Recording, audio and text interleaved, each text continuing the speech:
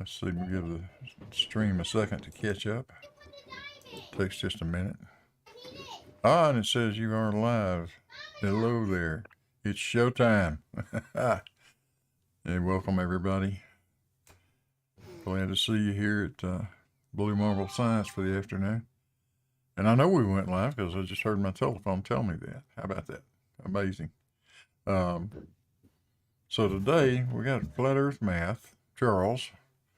He won't be. He'll only be Flat Earth Math this one time. I'll say it that once. For now, it's Charles. And we got Shoe Bill, we got Bebby, and we got Alan Evans in here. And maybe some others will join as time goes along. But Charles, how you doing? First time you and I have had a chance to do a stream together, I think. I'm doing quite well. And we were talking about earthquakes earlier, and I'm in my man cave, but right above my head is the front porch. And right outside of my door in the basement is a kids' play area. So the kids just got home. The neighborhood kids just got home from school. So if you hear like earthquake sounds and screaming and yelling, that's our house has turned into sort of a magnet of the neighborhood kids. But I'm doing quite well. Yeah, I know how that works. I raised a couple of them. Quiet is not one of their virtues, or at least not for mine. And I hope I get away with this today too, because my lawn care guy, who's usually here at about 2:00 on Friday and should be done by now, hasn't shown up yet. So if the more comes, it may get a little bit loud in here. But we'll see. Anyway. So what are we doing today, Charles? We're going to talk about why some of these guys have such a difficulty with geometry. I thought that was a good idea. Yes. I was saying as how the boys over at On the Level have a perpetual problem with understanding anything to do with geometry. I want to put something up. If you guys are watching my live feed here in Discord, I'm going to put something up on the screen, I think, if I can find the right button to push. What is it I want to do? Oh, that. So now, this is some great stuff Charles put together for our little discussion here. And I think we're going to kind of use that as a go-by. I see Farmer's Boy out in the chat. I'm going to add him to the list here. Just give me a second. We're in a different channel, Farmers. Let me see how I can do that. Yeah, it's oh, okay. The document is displayed. I just did an open to watch page real quick, but so you are displaying the document. But yeah, so the rest of the people listening, Bev, I'm sorry.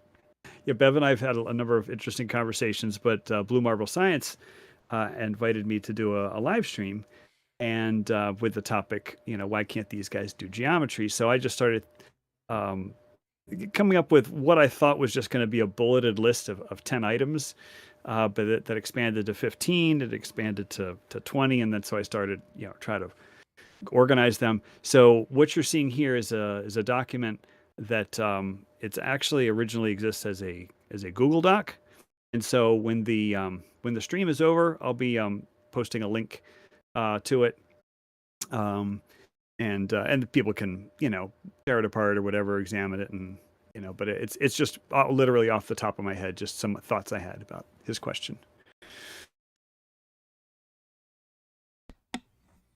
Yeah, let's go through some of this stuff. To start with, though, for anybody out there that doesn't know who you are, you teach geometry, correct? Well, I'm in my 28th year of teaching, and I've taught a lot of different subjects. Currently, this year, And today was literally the last day of academic classes. We have finals next week. But currently this year, I'm teaching statistics and computer science. So I've got honors statistics, AP statistics, and then a course where I was teaching JavaScript, HTML, CSS. But that's what I was teaching just this school year. In prior years, I have taught many years of geometry. I've taught everything from fourth grade math all the way up through an introduction to calculus course. So I've taught algebra 2, algebra 1, pre-algebra, geometry. I've taught trig, pre-calculus, calculus. So yeah, I have taught geometry. I'm not teaching geometry this year. Yeah. They seem to, at least one of those guys seemed to be quite dismayed over the idea that you're actually teaching that sort of stuff and you're not a math major. Yeah, well, Yeah. it doesn't work like that. You don't necessarily have to be a math major to be teaching it. Yeah, well, he definitely has some issues. I feel sorry for him because it's like, his need to compulsively lie about people. So yes, I was not a math major. I was actually an engineering major in college before I switched over to science because I discovered that I wanted to become a teacher. So I switched my major to science and then got my master's in education.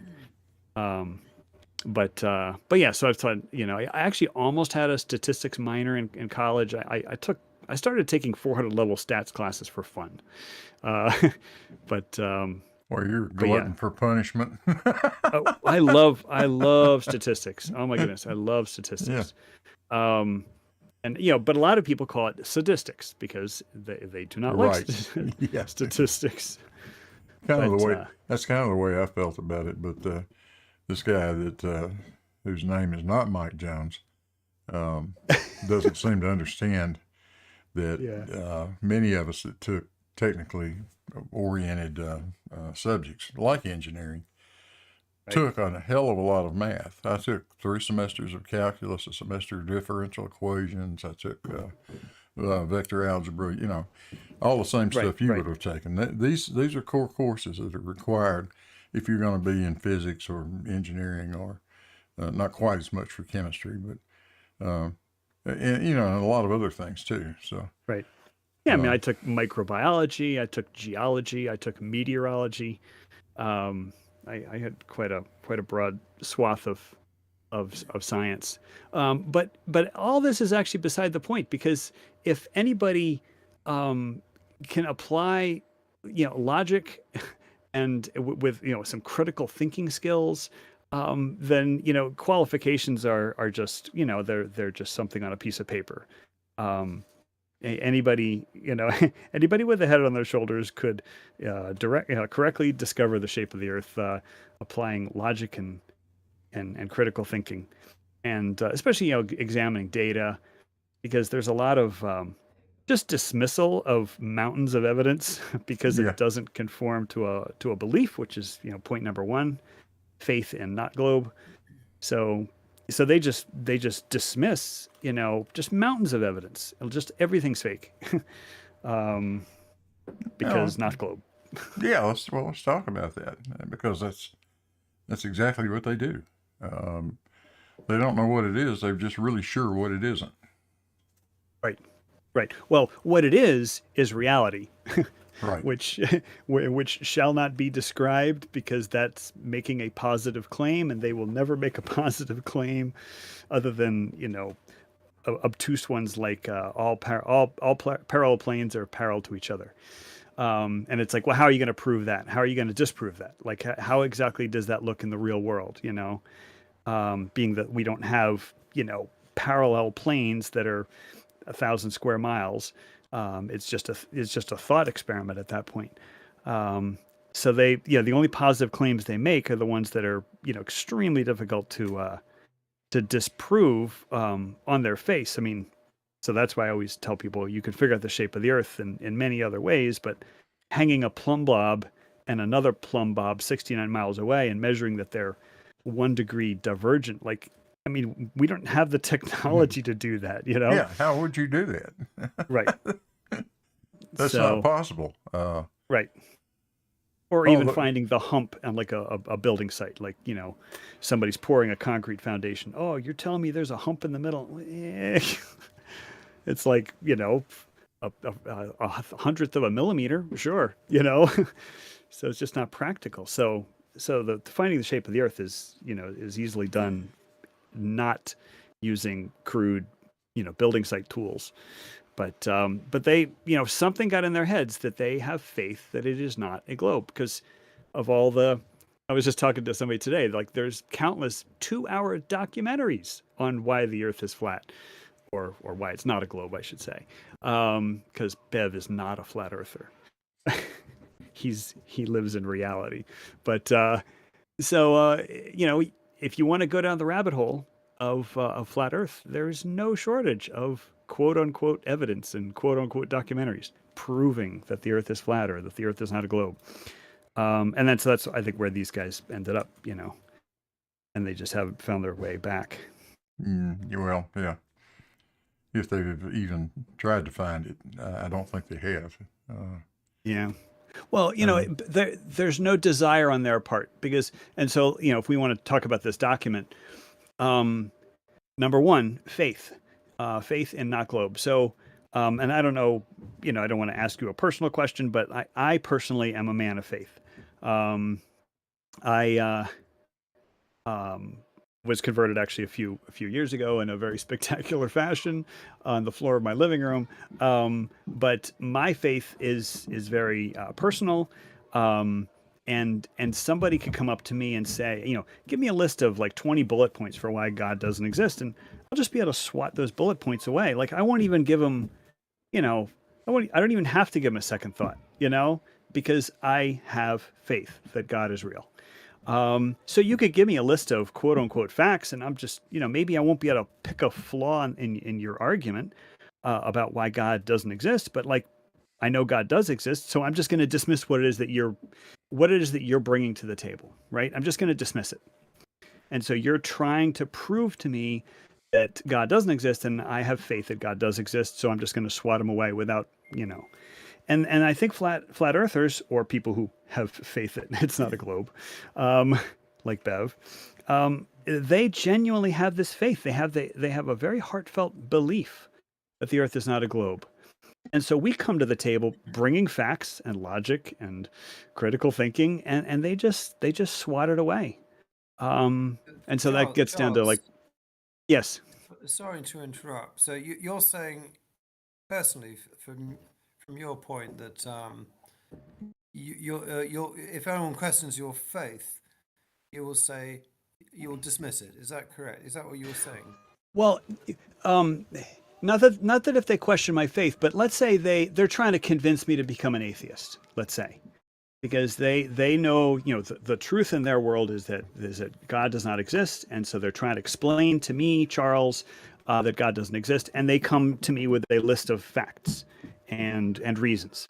And what I'm saying is that my faith will supersede their list of bullet points. I will, I might not be able to counter, like, there's some very difficult philosophical questions that are all, in the realm of spirituality and theism versus atheism. And so I might not be able to counter every point that they make, especially if they've, done their research into some of the great philosophers of the world. Um, so I might not be able to like counter them, but I'll know that they're wrong because I have faith that God exists. That Does that make sense? And right? so my analogy is that flat earthers are exactly the same way. Yeah, and that's what I find problematic because you're sort of in your point one, you're sort of dismissing flat earthers because they're simply dismissing they're Well, dismissing evidence or any points that are presented to them. But at the same time, you're saying, well, that it's like that for me. So I mean, how do you counter those two points yeah, well, faith in in your God is mind? not a scientific question. That's my first counter to what you just said. Right. And Okay. but it's an analogy is really what it is. It's an analogy. I'm using my personal example as an analogy for why it is so difficult for us globers to bring facts and logic to the table and be be given, the consideration, the careful I consideration. see. Like, So it's a psychological point. It's not a y- rational point. You're not saying yes, you're not yes, criticizing them or dismissing that in that kind of way. You're just saying, right, well, I have you have your faith, you have your belief, and you understand what it is like to kind of dismiss arguments that are put to you, and that is how it is for them, and you don't feel bad about them for doing that. Is that right? right, right. I mean, the thing is, I'm not one of these people where I just dismiss stuff that people come to me. Like, I do actually read up on what people who are against my faith write about. And it's usually about failings of men, not failings of God or Jesus Christ. So I do my research in terms of the opponents that I have in the faith arena. Um, but the reason why I put that as number one is because it is such a tough nut to crack. If it were just a logic question, it would just be a matter of, okay, so let me just figure out a different explanation and then convince them of, logically. But it's not, in my view, this is my opinion, that it is not purely just a logical problem. Right, Um, right. And would they see it that way? Because they would say, they would say it is a scientific question, wouldn't yes. they? And Yeah. they would Yeah. say, no, this is not faith. We can prove it. Bev will say this. He says we have logical proofs to prove that Yes. level is horizontal, right? I mean, realizing Euclid, you, Yeah, yeah, you quite. take a water level and you put it next to a water level and they're level. So they're, So, just don't sight along it, don't sight Bev along would a water disagree level. with your point one. He would say, well, it's not. There might be connections with faith if he has faith, but he would say, no, this is not just faith. This is science. Right. But, saying it's science, it's like there's entire questions where, yeah, they just get dismissed. So in my point 1A, where does the sun go at night? That just simply doesn't get addressed. I mean, who cares? Who cares where the sun goes? The truth is that the earth is not a globe. And that's the only thing that matters. Don't bog us down into actual silly questions of factual detail about how things work. And same thing with astronomy. He'll just say lights in the sky. Are you talking about lights in the sky? It's just a dismissal. Lights in the sky. As if the study of Hmm. astronomy isn't, 2000 plus years old. And it is actually one of the quadrivium. Yeah, But he doesn't That believe that that. that that one really gets me. The lights in the sky thing. I, That's I that's don't a believe puzzle to me. I don't believe you could get him to say the words sun, moon, or star if you held him at gunpoint. It would be tough. But I hope you see what I wrote there on 1C. Because like we try very carefully to explain things to them, and I don't even think they're listening. And so it's like, imagine a small child explaining to you the details of the Pokemon ecosystem, and it's like, would you really pay attention to all the details, or would you just be like, yes, Johnny, yes, Johnny, that's very interesting, Johnny. You're not really gonna pay attention to details. I mean, how many times have we explained about, drop and hump not being changes in elevation, and they'll literally say, yeah, but they're changes in elevation, and No, that's why your model doesn't work. And you're like, you weren't listening. We no, just went over this. that's another point. That's another point you've raised. That is it because of the faith that they don't have a desire to understand, or is it the other way around that, I've taught a lot of people as you have, and there were some students that really just didn't get it, and I sort of gave up on it. And Yeah. there were some people who have a problem with sort of just paying attention to the boring details of working through a problem. They simply can't get beyond, point one of 19 points. Right. So is it that the faith causes a lack of desire to understand or to follow through the detail, or is it the other way around?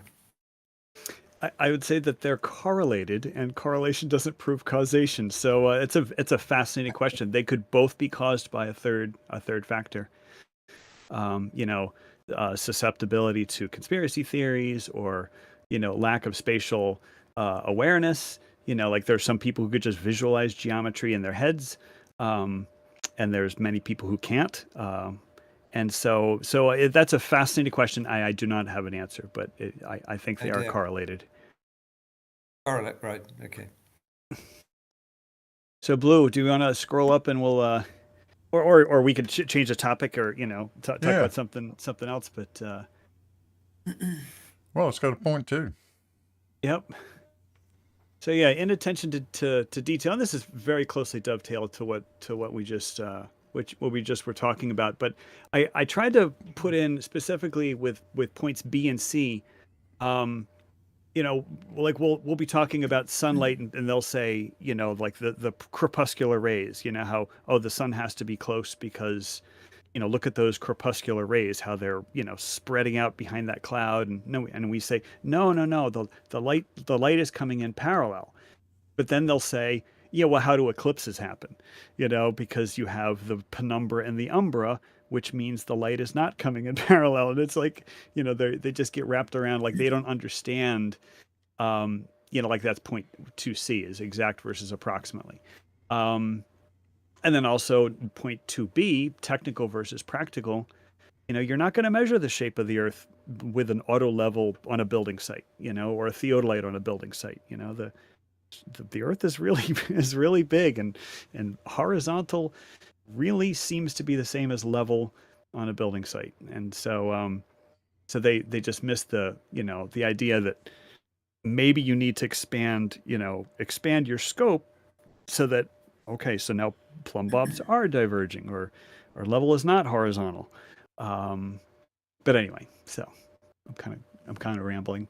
Yeah, quick shout out to Lale for $5. He says, Newsflash 2023, Flat Earth doesn't want to be asked simple questions that a first grader can, I think he meant, answer. And thank you, Lale. I appreciate it. Yeah, they and they get kind of defensive over at Bev's, when if you might want to talk about the shape of the Earth. They're like, we who cares? You're model afflicted. Who cares about the shape of the Earth? And he'll insist that he lives in reality, and then therefore the topic now goes back to whether level is horizontal.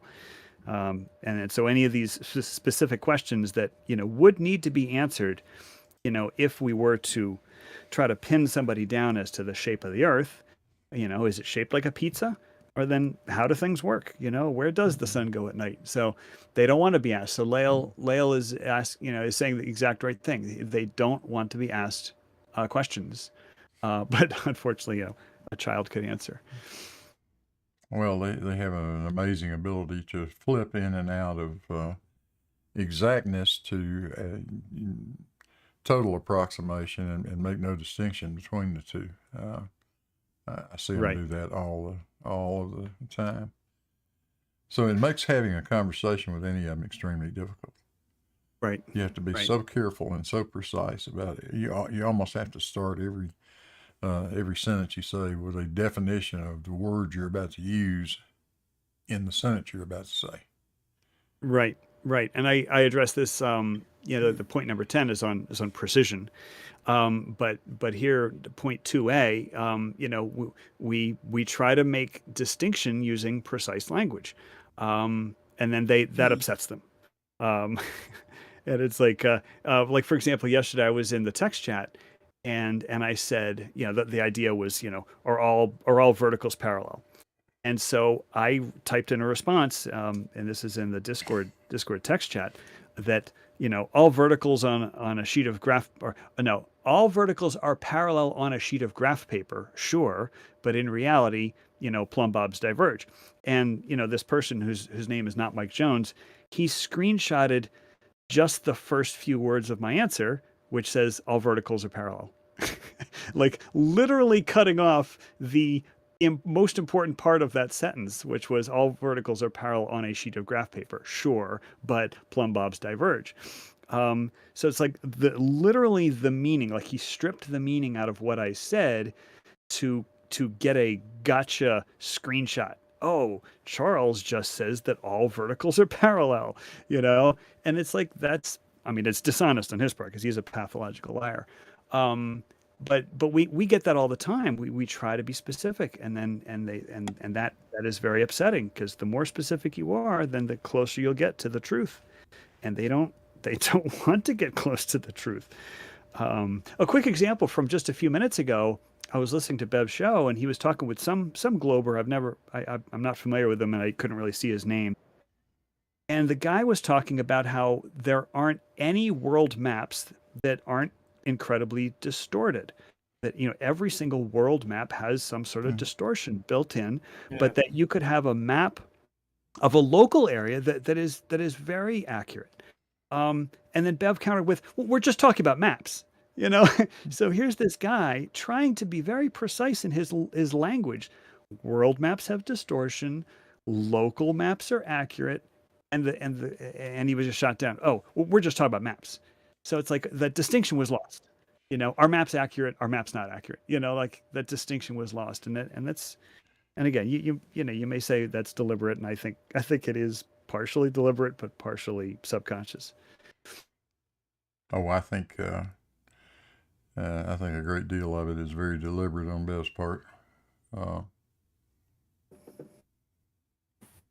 It's hard to believe it isn't. If he is like a lawyer, and so your point 2A, the lawyer knows exactly what's going on, correct? Mm-hmm. Yeah. Oh yeah. 2F, the straw manning. It's very frustrating to be quoted back things that we never said, and it's frustrating for me. Like, for example, I've interacted with Bev and his crew on his show, and then so they'll talk about what I said several days later, and consistently say things I never said. Charles has a problem with perpendicularity. Like, how could Charles be teaching school children that lines can't be perpendicular? It's like, wait a minute, when did I ever say that? I can't believe that Charles doesn't believe that horizontal is a straight line. And it's like, no, horizontal is a straight line. I've got no problem with that. And so it's like they're constantly quoting, and then they go off about like, oh, it's such a disgrace that Charles is teaching children. If his supervisor only knew what he was teaching children, and then they have this long list of things that I never said ever. Things that I'm supposedly teaching children, that I'm actually not teaching children because I never said them ever. And so that's what 2F is about, is like they just, they invert, what I actually said literally all the time. And that person whose name is not Mike Jones, he that's his specialty, because he's a genuine liar. So he's very cunning with how he will, twist whatever words. He is very clever, but this whole effect, and I think everyone who talks about this will mention this point about the straw manning, not just Jones. But that suggests intellectual dishonesty, conscious intellectual dishonesty, correct? Yeah, but I mean, but I try to be careful with the word dishonesty and the word liar. With main exception is the person whose name is not Mike Jones, because he's so bold with it. But when people talk about intellectual dishonesty, I'm just going to return back to my bullet point number 1, which is faith. And so there are some people who are genuinely sincere. I mean, they're sincerely wrong, but they have a sincere belief that the Earth is not a globe. And so the fact that they are not putting together the puzzle pieces that we are laying out, in a meticulous fashion for them to form a picture, the fact that they're not forming the picture, even though we're handing them the puzzle pieces in a deliberate manner, I'm not going to call that lying, because I'm still going to go back to the faith question. It is frustrating that they don't put the pieces together, but I don't know. I think there's a blockage that's taking place. But against that, they are so quick and clever at spotting, for example, where you are coming from, or where you're going to. Yeah. You'll be trying to make this. I'll ask a series of questions that have a clear direction, and anyone can spot where it's going to, and they will avoid that. A few steps down the road, they'll say, I can see where it's going. But if they have seen where it's going, they have seen where it's going. They've Right. honestly seen where it's going, yet they will dishonestly deny where it's going. So how can they be in good faith when they can actually see where you're heading for, where the argument is going? That's my Right. puzzle. Yeah. It's a tough one. Yeah. Literally, you can sit and watch them do it. I mean, they do it all of the the time. It's They do it. They do it all the time. And Charles was on the yeah, other day, and he mentioned above and below, and I could see. Bev was quite clever spotting that. He could see that this Wallace effect, where the one the pole in the middle is sort of Right. appears higher, right?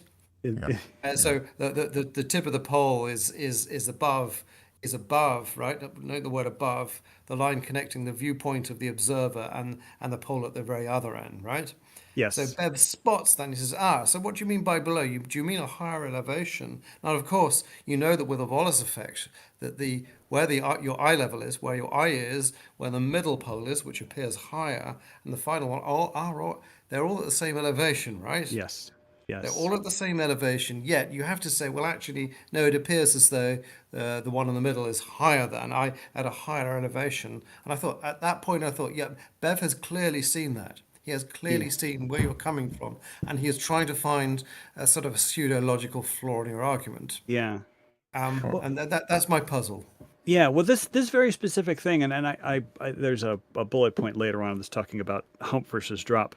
Okay, sorry. Yeah. I'm friends with SC Montreal, and I think he's in the live chat on YouTube right now.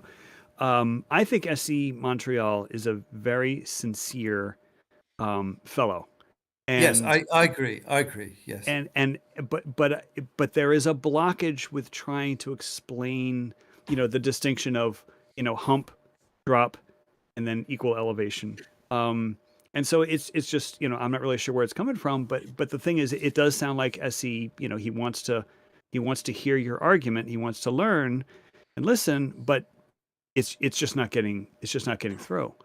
That's why I'm very careful with, with the accusation of lying and intellectual dishonesty, because, the SC Montreal, it strikes me as a very sincere fellow, and also he's very polite. When you have a conversation, I mean, the way he engages in the conversation, he's very respectful, and doesn't come at you, and that's the kind of, like, that's the ideal person I would like to speak to, but I I haven't had luck in convincing him that drop and hump are not it's not a what is it, the double I'm drop about. hump.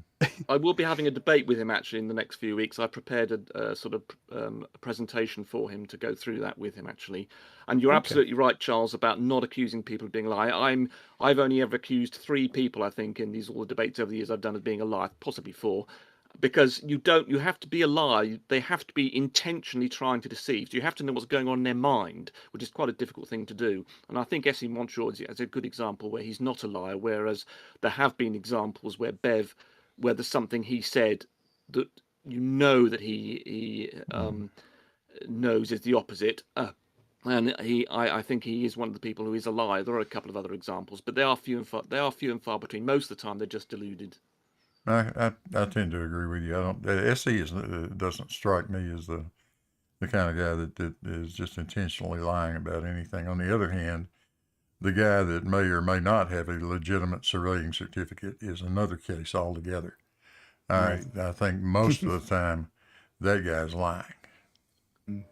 This is, you're talking about yes. I mean, I disagree with you there. I mean, just if you saw his analysis, is it yesterday, where he didn't understand your reciprocal zenith measurements, he got completely confused about the angles, and just the way he tried to use the GeoGebra, he did something yesterday I saw.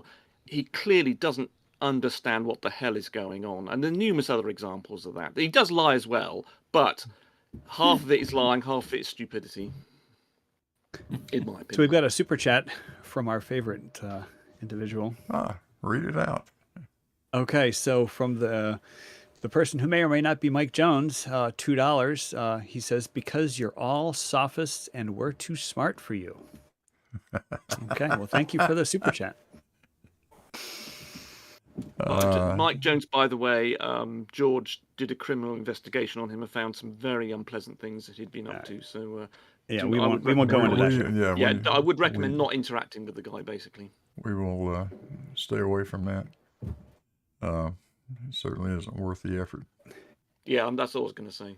But speaking of the person who may or may not be Mike Jones, number 3, he's actually said this, or a very, I'm paraphrasing, but a very similar thing where number 3, geometry is prescriptive rather than descriptive, and that's the whole That's thing about correct. Euclidean geometry, and it's Euclidean geometry is a way of looking at things.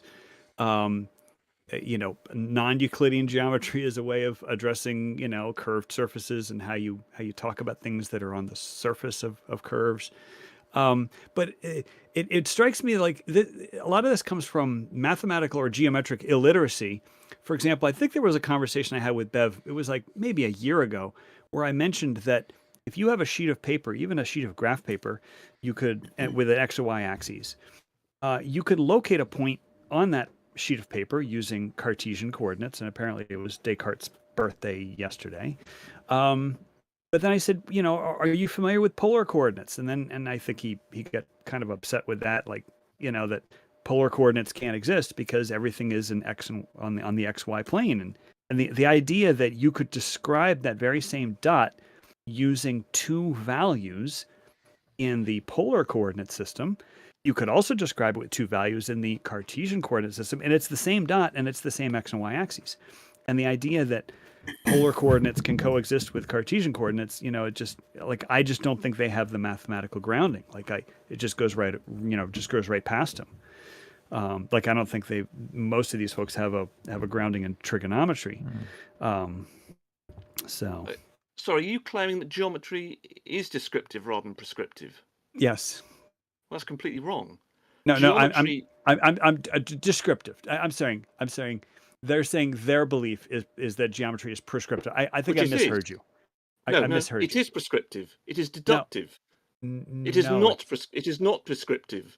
If you have if you have a difference between geometry and real life, then geometry is correct because it's deductively, it's logically deductive. Oh my goodness gracious, that is the opposite of the truth. No, it's not. You've got it wrong. You're completely wrong here, I'm afraid, Charles. Oh my goodness. Right, we have geometric principles which you define and then you deduce things from that. And if nature disagrees with Euclidean geometry, that doesn't make Euclidean geometry incorrect. Oh my because goodness. Euclidean geometry has been defined logically. I'm afraid you're completely wrong on this. Oh my goodness. All right. So you're completely wrong. I'm sorry. I mean, I Debbie probably hopefully will back me up on this. What is the definition of prescriptive we're using here, by the way? So the way I'm using it is that, because we can describe, like, for example, because you can have a vertical line just defined by a plumb bob, and with Euclidean geometry, you can infinitely scale, a diagram. So anything that is parallel to a line, it could be parallel at whatever scale. It is scale free. And that's one of the wonderful things about geometry, is that the rules don't change, for 1 inch versus 1 mile. So prescriptive means that if you go 1,000 miles away and you have another plumb bob, meaning another vertical, that according to Euclidean geometry, those 2 plumb bobs are parallel. They have to be parallel because we are prescribing truth from Euclidean principles. And I'm saying that Euclidean principles simply are helpful to describing the world. And like, you can make a sheet of graph paper that's 1,000 miles long, but you can't hang a plumb bob next to the graph paper 1,000 miles away and have it line up with the grid, because the plumb bob is attracted to gravity. Right. And so that was my point. And especially with point number 3b, if you find a contradiction between nature and math, nature's not wrong. Yes, it is. You're wrong. Oh my goodness! You don't seem to understand the basics here, I'm afraid. Sorry, I'm to be rude, perhaps. Maths is defined deductively, and for instance, you're saying that if there's a difference between nature and geometry, well, for instance, space-time might be bent, so we don't necessarily live in a Euclidean world. That doesn't make Euclidean geometry wrong. It is deductive. It is derived from some axioms. So it can't be wrong. If you find a difference between nature and the geometry, then you've made an error in your nature, or nature is not in the geometry model you are interested in. So, for instance, with bent space-time, this is a very deep question. Do we want to cover this here? Yeah, well, I mean, it's fundamental. I'm sorry, so. but Charles is completely and utterly wrong here. No, just a quick Utterly. point. I mean, completely and utterly wrong. Okay, we get the No, just a point. quick point. Just a quick point, though. If Euclidean geometry doesn't describe nature, maybe you're using the wrong geometry. Doesn't mean the Correct. geometry is wrong. It's just the wrong one is being applied.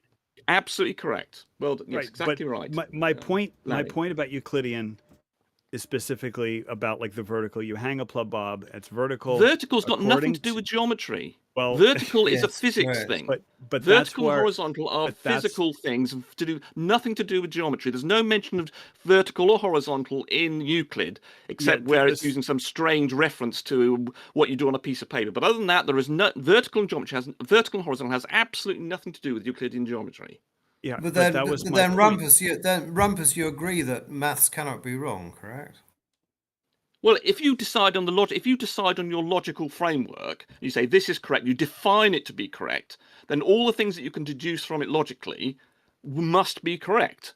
They And must if follow. reality correct. disagrees with that, that means that you're you're living in a Yeah. different the maths but, is still I right, think but your Charles- reality has got more factors in it you need to include.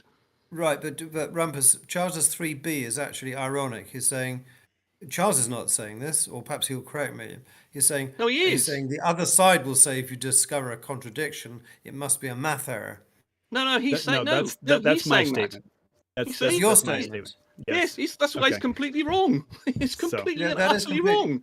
So, Charles, just to confirm, you're saying 3b is what you're saying. Yes. Yeah, that's wrong. So you're saying completely nature and utterly. nature can lie? I mean, think- sorry, Charles, Yeah. you don't seem to understand about logic and how deductive processes work. But I can also understand that people, even though you may lay out a logical foundation, you can be wrong because you might be misapplying these logical principles. I mean, like the whole But that Moses doesn't change the Cohen logical thing. principles, does it? That means you've misinterpreted the physical situation. You're relying on a posteriori stuff where you're interpreting what reality is doing, but Yes, that doesn't but change the nature- deductive a posteriori stuff of maths and geometry. Nature all, cannot all lie. maths, all logic, and all geometry, you have to interpret the meaning of the symbols you're using. The deduction perfectly follows, but your interpretation of the reality of the meaning of those symbols may be wrong. That's all it is, correct? Yes, but nature is not wrong. That was my point. Nature is not wrong. Nature is Nature never is not ever wrong. wrong. Nature is not wrong, but your correct math statement may be misinterpreting. Okay, then that makes it a math error. All right, that's No, what it's I'm calling. not. That's what I'm Oh. including. That's what I'm including You're under totally the. wrong. Utterly No, Rumpus, you got to let me Charles. finish the sentence. Let him Yeah, finish, Rumpus. please, Rumpus.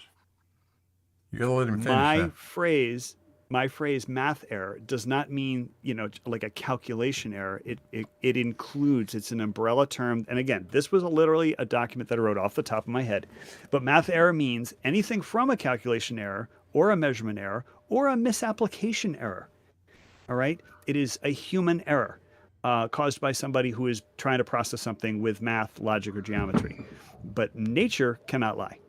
That's my point behind 3b. That's a different point. Yes, I mean nature. Whatever happens in nature is happening in nature, and you can't. And if you're doing a physics experiment and you want something, if the laws of physics or something to be one way, and the nature's telling you it's the other, you have to accept what nature's saying, and the laws of physics you need to change.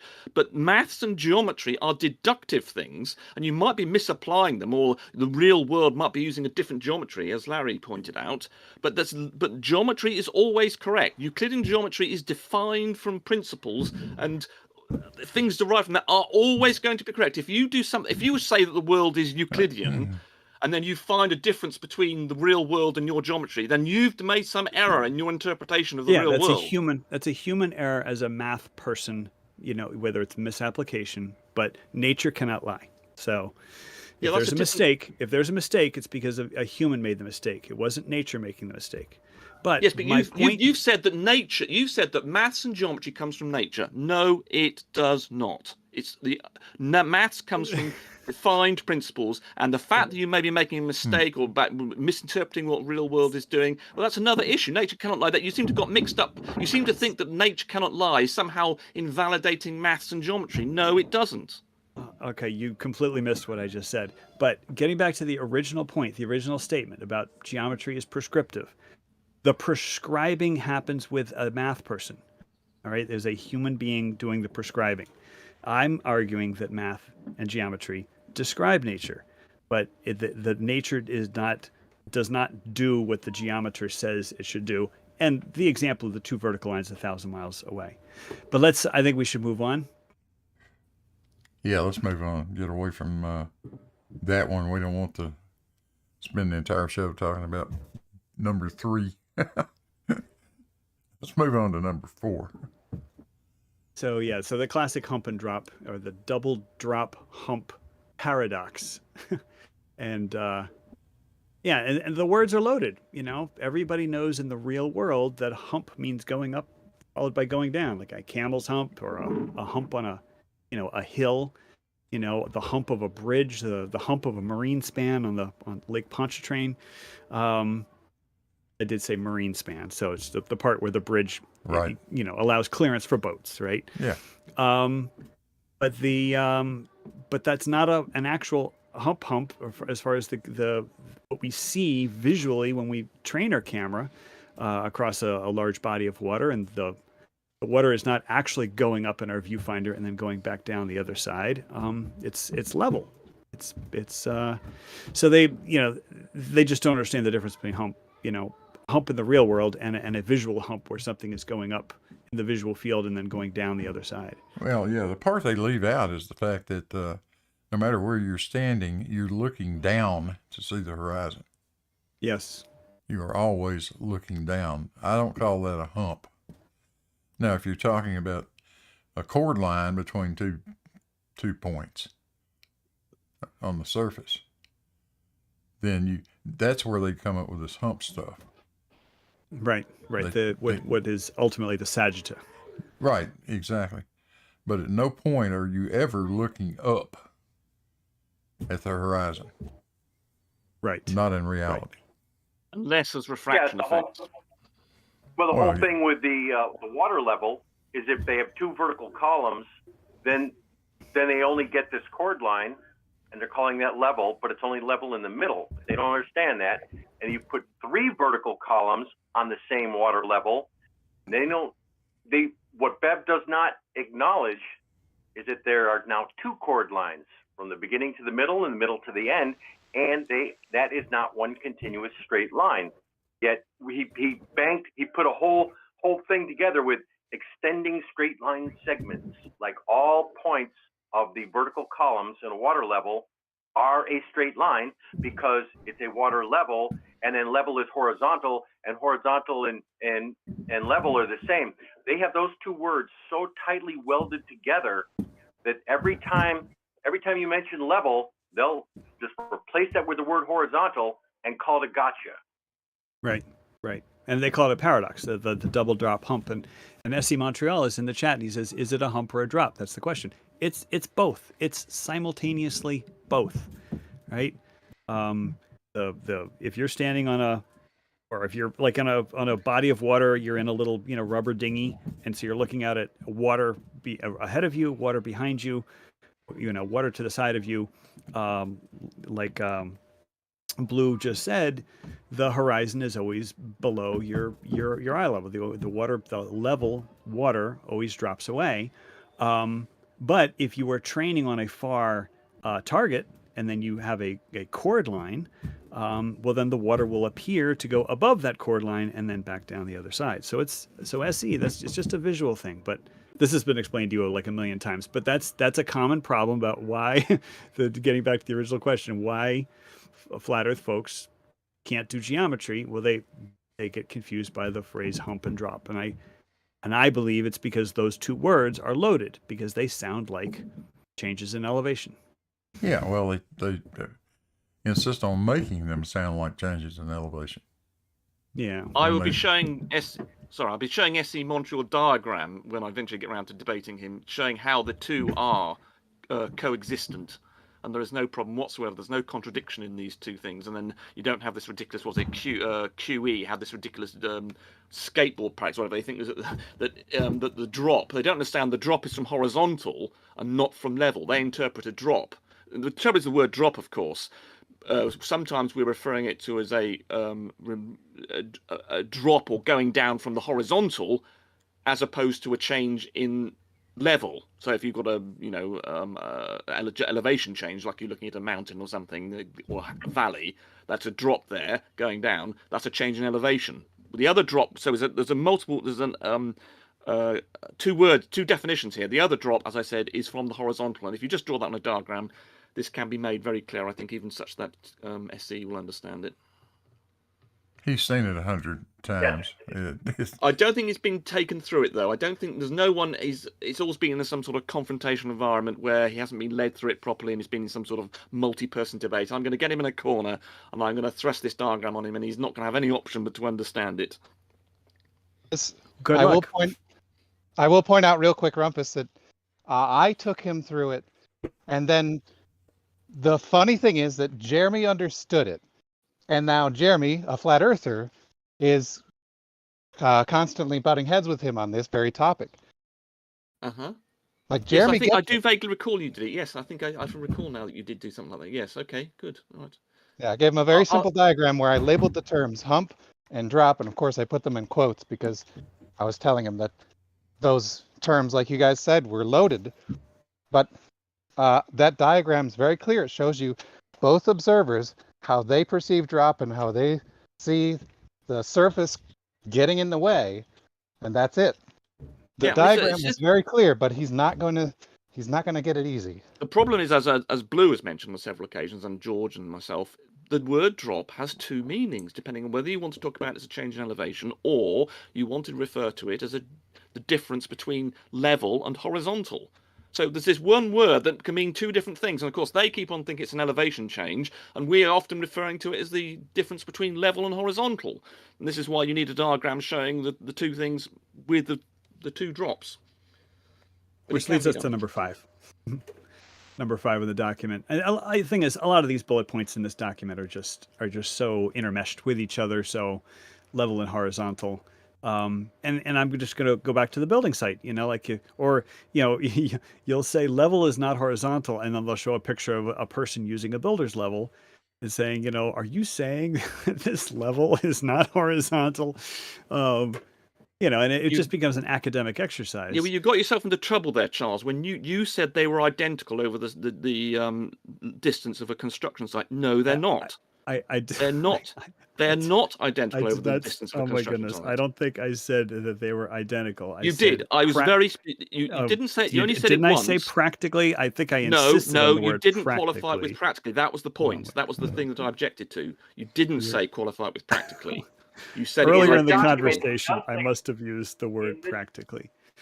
In the document, he does say practically and does say 99.9 because a building site you're generally dealing with a couple of 100 feet. Yeah. Absolutely. So totally practically, yes, they are identical, but you said they were identical. And this is where a lack of precision. So the document might be fine. If you could find that conversation, it would be great, because I generally try to keep my words very, very okay. I try to use my words very carefully. I'll dig it out for you and send it to you. Okay, thank you. But the interesting thing is that they keep talking about, water levels and horizontal, and then 5B, you're just not allowed to look along. You're not allowed to look along a horizontal plane. You're not allowed to use a water level and look along it, or an auto level. So you got that pay no attention to Blackpool Tower behind the curtain. Water levels and auto levels are two very, very different things. And, yeah, but if you had like I don't know, Blue, if you've heard of, oh my gosh, what's the guy's name? Mike somebody or other. He had a 60-foot water level. It was basically it was a pair of 2-liter bottles that he held up on tripods with literally 60 feet of hose between them. And he would go up into the mountains of California and take pictures sighting along these water levels. And if you've got a 60-foot water level, that's a pretty decent, he could have used an auto level, but he was, showing using water to make a horizontal plane. Right. And then he was taking pictures of what the far mountains were looking like, and the far mountains were not behaving as they would if the Earth were shaped more like a pizza than a globe. That's what I meant by sighting along water levels. But yeah, obviously an auto level is much more. Yeah, sure. Over distance, you see some really strange things. You end up looking down to see something that is at an elevation higher than you are. Yes, that's exactly what happened in California when he was doing that. And one thing what has to be emphasized, of course, is that a water level is not a tool for establishing a horizontal. It is a tool for measuring 2 points being level. And I think Blue's also been good on this. And if you want to use it to establish a horizontal, but it's not going to be a horizontal at either of the 2 pot ends, it's going to be in the middle, you then have to use another tool to manufacture a line, to manufacture the horizontal. You have to use through a camera or some other device to generate the horizontal, because the level doesn't. It just gives you 2 points that are at the same elevation, and that's it. Yeah, well, no horizontal involved. Well, if you connect those 2 points, and you just said this a few moments ago, you do establish a horizontal at the midpoint of the 2 points. Yes, you need another tool. By itself, you do not get a horizontal. You need another tool. Well, if you want to end up with a horizontal, you then need another tool to do that, either a telescope or something to look through it. Well, if you knew the halfway point, have someone standing at the halfway point. Another tool. You have established a person, not a tool. If you have a person at the halfway point of your water level, you have established a horizontal plane for that point. No, you haven't. Where is the horizontal plane? Where's the position of the horizontal plane? The scenario you've just described. How would you determine where it is? Because if you went to the middle and then you looked at the 2 pots, where's the horizontal? Where is it? Where can I see it? You can't without introducing another tool, an auto level or something, to produce that thing. So you're wrong, I'm afraid. So you ask a question, I get 5 words in, you start interrupting. That's what a flat earther does. So but you're getting a lot wrong, I'm afraid, Charles. Then don't ask questions if you're not going to listen to the answer. Okay, well, go ahead. Go and you answer. Well, you just made a claim that just with 2 pots you can determine horizontal. Tell me how I could do that and then say, right, the horizontal is here in the middle between those 2 pots. How I'd do that then? Go ahead. Thank you. If you have a person standing at the halfway point of your, like, let's say it's this guy with the 60-foot water level, and he has a person standing at the 30-foot mark, and you sight along those water levels. How are you doing that? Establishing, please be quiet. You will be establishing a horizontal at the midpoint. How are you sighting it? You are looking. That's the tool. That's what I'm saying. That's the tool you need. You are just looking from one end to the other. Okay? And you could use a telephoto. You could use a camera. Yes, there we go. Telescope. Right. There's the other tool you need. Oh my goodness gracious. Don't have to. Anyway, I don't think that was really helpful. But what do you think, Blue? Well, I think that I have corrected the guy that may or may not have an actual surveying certificate many times on this same point. And I do agree with what Rumpus said, because I've said the same thing over and over again. Bev will say 100% of the time that a water level is a tool that establishes a horizontal plane of reference. I say, now wait a minute, there is another definition of a water level. It is a device that establishes 2 points of equal elevation. That's what a water level is. Yes. But do you get my point that, technically speaking, you draw a line between those two, the 2 levels and the water level, and at the midpoint, technically, that is horizontal. Of course, no one's disputing that. That's exactly right. Okay. Of course it is. Okay.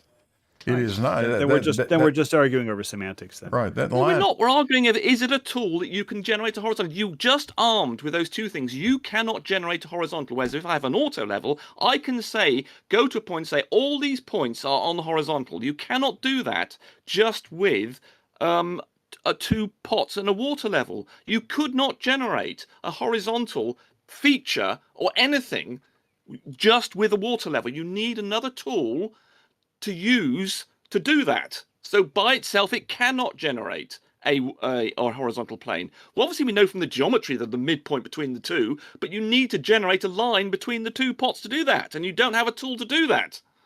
Well, Rumpus, you're not making a point at all, because if you have a 2-column water level, you could use correction tables, just use little bits of maths or whatever. And because with 2 points, with a 2-column water level, Yeah, you don't have the one in the middle. You're right. So what? So you want horizontal? Yeah, the question is, where along that chord do you want horizontal? No, I want to know where the horizontal is. Let's say I wanted to put a shelf horizontal, given by those two pots 60 feet apart. I want to put a shelf that's horizontal to those two things. How would I do that with just those two pots? You can't do it. Yeah, no, exactly. You could. You could put one pot at one end of the level of the shelf and put the other pot at the other end of the shelf. Okay, you'd have to have a shelf that's the length of the pot tube. Yeah, there's no apologies for using the water level to put the water columns at your point of interest. Yeah. So if you have a 5-foot shelf and you have a water level with 60 feet of hose, you just put the 2 water columns on the end points of the shelf. Right, but then I need a straight thing, don't I? Okay, I chose to put. Okay, I chose I let you get out of it by having a straight. Okay, let's not say a shelf. Let's suppose I wanted to put a football, that was midpoint at horizontal between the two things. You couldn't do it. I chose a shelf, which of course is a horizontal, is a straight line thing. So if I pick a non-straight line thing, you can't do it. And that's a so what. That's a so well, what. that's the point. You can't generate a horizontal just with two pots. You need another tool. Rumpus, I think you are arguing about whether you can make anything useful about this horizontal, and that was not in the definition. Generating a horizontal, you can do with your eyeball. All you have to do, which is what I said in the original one, is look along the water levels. Now, whether that's practical or not, whether you can build anything with that or not, is irrelevant. Ed's phrase is it's a tool to establish horizontal. Establish does not mean whether it is useful in the technical sense for building, but it does establish your line of sight between the two levels on the water level will establish a horizontal line as defined at the midpoint of the two. I mean, we're splitting hairs because how much does the Earth curve in 30 feet, right? You see, with an auto level, you can find somewhere it is, and it doesn't establish. I dispute the. Anyway, I think we perhaps better move on. But I dispute that's establishing it. It means you have something with another combination with something else. You could find the horizontal between the 2 points, but just by looking at it, I think I think that's not. You couldn't do it with your eyes. You could not. You saying with 60 foot? Let's flip it around. Let's see if your logic holds true. If I were to sight along a 60-foot water level, how would you describe my line of sight at the 30-foot mark? But you can't do that with your eyes. No. How would you describe? I am literally looking along the water level that's 60 feet long. How would you describe my line of sight at the 30-foot mark? Yeah, it would be horizontal, but you can't. That's not practical. It's not. That's what I mean by establishing. We all know that. We know the geometry. That's not been in dispute. But you cannot use it as a tool to establish a horizontal because you need something else to do that. It's not. There's no tool that's giving you the horizontal. You just by looking on it, you can't do it with enough resolution with your eyes to have any use really whatsoever. So now you're talking about utility, and I was not talking about utility. Establishing a horizontal does not mean useful. It means establishing a horizontal. Well, merely looking along it. So you need to so be able now to... you're really not being helpful, Rumpus. I really gotta tell you. I think you're dodging the. It is to establish a horizontal means that there has to be a horizontal visible, and just by using your eyeliner, so you can't tell what horizontal Rumpus, is. are you aware of the purpose of this live stream? Yeah, carry on. Go on then. Go on. Well, I know. Well, go ahead.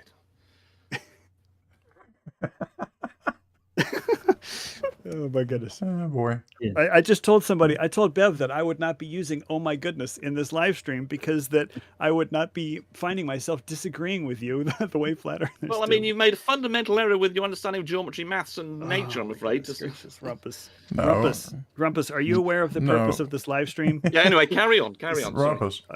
There's no fundamental Sorry, error. Blue. There's no fundamental error. We're just simply avoiding being a pedantic prick. That's all. And I would appreciate it if you would avoid being You've a used the same prick. thing about whether or not you've done the same thing about whether or not a water level is a tool for establishing horizontal, and it isn't. Yeah. It is a tool that establishes 2 points of equal elevation. Exactly, and it's not a tool Yeah. for establishing a horizontal. But in order to try to help these guys understand what we're talking about, we at times we have to use words like they use. Completely agree. We have to Right. do a simple thing. You have to do an So- approximation, simple language. I totally agree. Yes. So by sighting along a water level, especially one that's 60 feet long, lining the tops of the water up in two vessels that are 60 feet apart, gives you a line which we know is technically horizontal at that line of sight is technically horizontal at the center point between those two vessels. We know that, right? But that's the whole point. That when you do it, and like Charles was pointing out, you do that and look over a great distance. All of a sudden, you find yourself looking down to see something that is at an elevation. I suppose that's I'm being higher a bit than you picky. I suppose I'm being a bit picky. I think you're perhaps being it might real be- picky, is what I think. Okay, well, I'll tell you why I'm being a bit picky. Bev keeps on saying this is a tool to establish a horizontal. It's his favourite phrase. I mean, he uses that probably even more than horizontal as a level. This is wrong, and so I'm. I think it's important to point out that this is wrong, and that's why I'm being more forceful with it, I suppose, rather than if it was just some sort of casual remark by Charles to say that it was. It's not. It's not that. It's not designed as that as a tool. It's not designed for generating horizontals, and so that. And Bev keeps on saying it is, and it isn't. So that's why I'm being a bit picky. Anyway, go ahead. All right. Did we make it through 5 yet?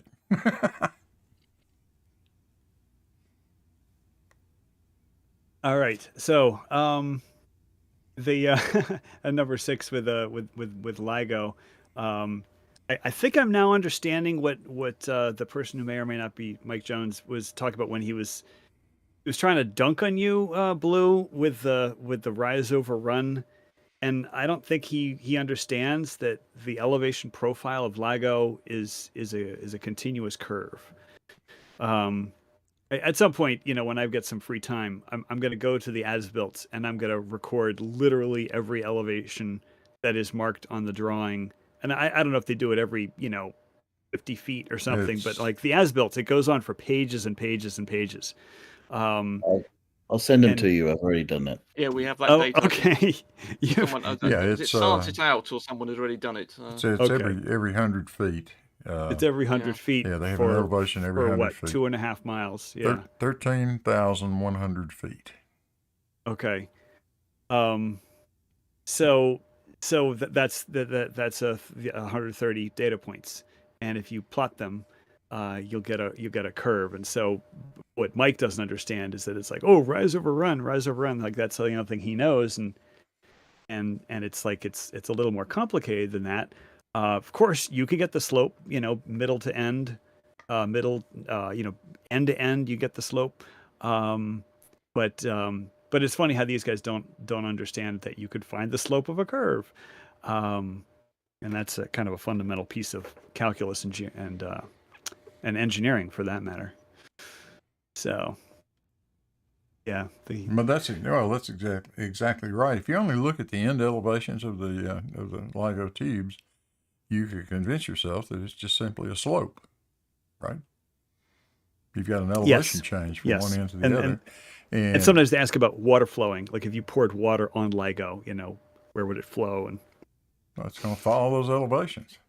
Yeah, I was thinking that the hydrostatic, the wetting action of water would actually overcome the slope of LIGO due to the curvature of the Earth. Probably so, because it's such a slight amount of slope. It's such a slight, right. Because normally drainage pipes, I think they ask for a 2% grade, and the slope of LIGO is much less than that. It's tiny. Now, I think in sanitary pipes, you need only like 0.25%, or some. It depends on the diameter. Be way under 2% is actually pretty. That's steep. Yeah. That would be steep. Yeah, for sanitary drainage, it's nowhere near that much. Parking lots can easily be 0.25%. Okay. Well, put it like this, if you filled it with an inch high amount of water, it would all collect in the relevant spot. Right. But you know, the question about, you know, if you poured water on Lego, it's like, so I was thinking maybe if you had one of those anti-wetting agents, you know, that makes like a hydrophobic surface, then maybe the water might collect. The viscosity of water would not flow in the Lego tube, except maybe at the very end, but it would slow down and stop. Yeah. But even if it was an inch deep. But the bottom line for number 6 is that they don't believe you can find the angle, you know, the angle of a curve, the angle to a curve. It's kind of funny that like the whole world is wrong in this regard in their eyes. Yeah, that's another one that they constantly are force themselves into denying the idea that you can have an angle between a curve and a straight line, or between two curves. Of course you Right. can. That's fundamental in mathematics. And it comes up. It comes up Sorry, I have in a great some sympathy for you, interesting. Charles. One thing I did have big sympathy for is when you were trying to explain tangents to Bev, and this is an example you see where I think he's just thick. I mean, Charles did give a good explanation about what a tangent is, and I've given and Bev, and I've done it in the past, and Bev simply doesn't understand that at a point, this is where you can use the word identical. At a point on a curve, it has the same. Of course, but I don't think Bev understands the word gradient. He doesn't understand that a curve at a point has a gradient. That's I think the basic problem. And I mean, you spend, I don't know, a quarter of an hour trying to explain that to him, and the guy is just. He obviously doesn't want to believe that's the case, but he doesn't even understand the starting point of a tangent to a curve having a curve. I mean, they're talking about things like how can a point have a gradient? And of course, it's in the context of a curve that it has a gradient. The differential of a curve has a gradient. Even though you're going down to an infinitesimally small point, it still has the property of a gradient, and they don't understand that. And the thing is, you mentioned tangent, and then sometimes they say, well, that's a straight line. You're measuring an angle to a tangent. And I say, well, the tangent's optional because, you know, and as anyone who's taken calculus knows, when you're first deriving the derivative, you do something called a difference quotient. At least, you know, when I was teaching my students the beginnings of calculus, I taught them, and we actually manually worked through the difference quotient, where you take the limit as the distance between 2 points gets infinitely small, meaning the limit as it approaches 0, you know, finding the slope of the graph. And it's called the difference quotient, and then that leads you to the derivative, which is the slope of the line at the graph at any point. I once, sorry, Karen. Sure. I once asked Bev about 6 months ago, could he, if I gave him the equation curve y is equal to x squared, could he please tell me what the tangent was at x is equal to 3? And I asked him how he would do it, and he said, he described a graphical procedure. He had no idea that we could work out just using maths the gradient, or slope if you prefer to use that word, I think Americans do, of the curve at that point. And if you don't understand that it does have a well-defined mathematical exact definition of what the slope is, then, you know, all sorts of other problems occur, because then you do have this problem. They don't understand infinitesimals, therefore they don't understand that curves, even though they're just a point, do have the property of a slope. And so without that, they're stuffed. Right. I'm going to have the y equals x squared in my next video that's going to be addressed to the try thinking crew. But it's going to address, you know, that exact thing. You know, what's the slope of this y equals x squared, and, you know, or is it an impossible question? All right. So what number are we up to now? Let's go. Are we on number 7? Right? Number 7, yes. Yeah. So yeah, this gets misquoted a lot. Apparently, globers don't believe that horizontal is perpendicular to vertical, and I think what the problem is that if you take a horizontal and you just simply extend it, and then you put a bunch of perpendiculars to that horizontal, you can only construct one of them, which is vertical in the real world. Only one of them is aligned with plumb. All the other perpendiculars to that horizontal will deviate from plumb. Yeah, technically speaking. That's right. It's all very subjective, though, and right. Those two words can have a lot of meanings. And this is Yes. where these guys get totally confused. If I take a ladder outside and I lay the thing down on the ground, except one end of it's one step, laying up on one step, how would you describe the position of that ladder? If somebody said, is that ladder horizontal? You'd probably say, yeah. It's not perfectly horizontal, but we use that term, horizontal. If I lean the ladder up against the side of the house, is it vertical? Yeah, absolutely. It's certainly more vertical than horizontal. More vertical than horizontal, or more horizontal than vertical. So you get into the then you get into the pedantic part about these arguments that we get into with these guys, where we have a very particular meaning for vertical. We mean lined up with the gravity vector at that point. That's vertical to us. And another point, verticals are lines and not planes. That's another key thing, whereas horizontals are planes and not lines. that's true. That is true. And the same thing is true of horizontal. We define that as perpendicular to a vertical, which is a gravity vector. Yeah. And the other thing, I think half our problems occur because when you say the word horizontal, you then have to qualify it with where. Yeah. This line that I'm talking about horizontal, it's horizontal for which point on the surface of the Earth? And then you get all these problems that people get involved in these debates where I use the word horizontal, but you've got to say it's the horizontal for what? And if people did that, they would not get into half the problems they do with these flatties. Well, we could say it's a line that lies in a plane which is tangent. Yes. At one point. Yeah. And part of the problem is that we get into this thing where you have a plumb bob, and then you say I've got another plumb bob, and we say, well, technically they are diverging, and they're like, are you saying you've got tilting plumb bobs? And it's like, all right, now it's practical versus technical. Let me make sure I don't leave this out either. That line I'm talking about, lying in a tangent plane, has to run through the point of tangency.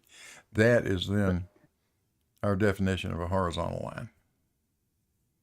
Yeah, that tilt thing is something you got to watch out for. And that when you used the word tilt in your video that they were covering, I thought, oh God, you should have used the word divergent or angle between or something, because immediately see the word tilt, they imagine you're at the spot that it's tilting and not the angle difference between two lines. Well, it wasn't my slide, Rumpus. So. It wasn't your slide. Sorry. Okay, whoever did it then. Yes, you're right. It wasn't your slide. Sorry. You shouldn't use the word tilt. You should use the word, or if you're going to do it, qualify it with tilt with reference to some other line. Yeah, I know what you're talking about. Where Jesse used or Larry. Yes. I'm not sure whether it was Larry. I think Jesse did it. Where it was. The tilt. He called it plumb line tilt. And and they went crazy over that. But what he was talking about, clearly what he's talking about is tilt with respect to each other. Yes, they are tilting. Yeah. Yes.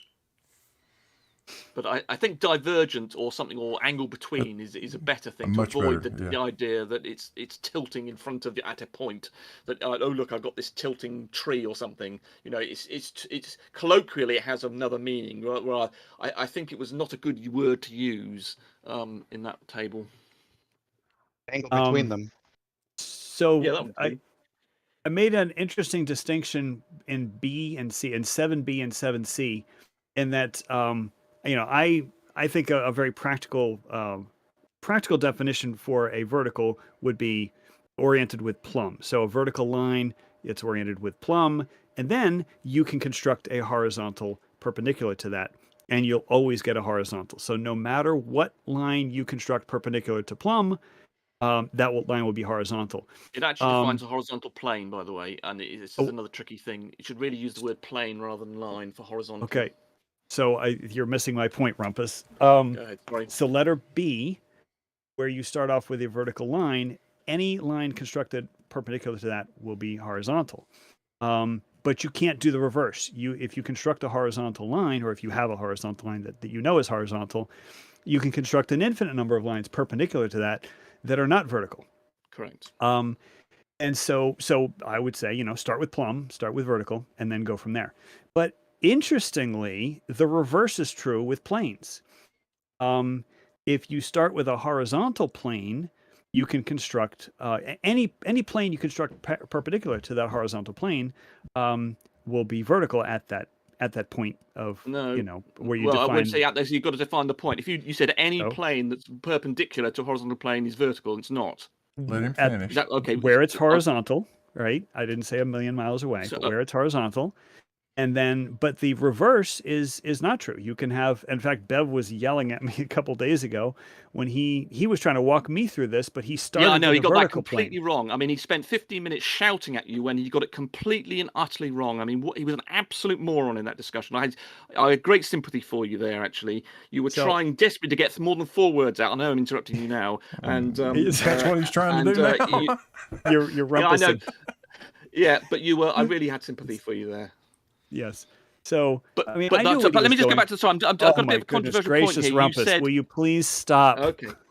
Well, it's just I thought you made an error in your earlier Oh statement. my Carry goodness, on. great. All right, I'll wait until you're done. Well, I just thought you said that any perpendicular plane to a horizontal plane is vertical. Did you not say that?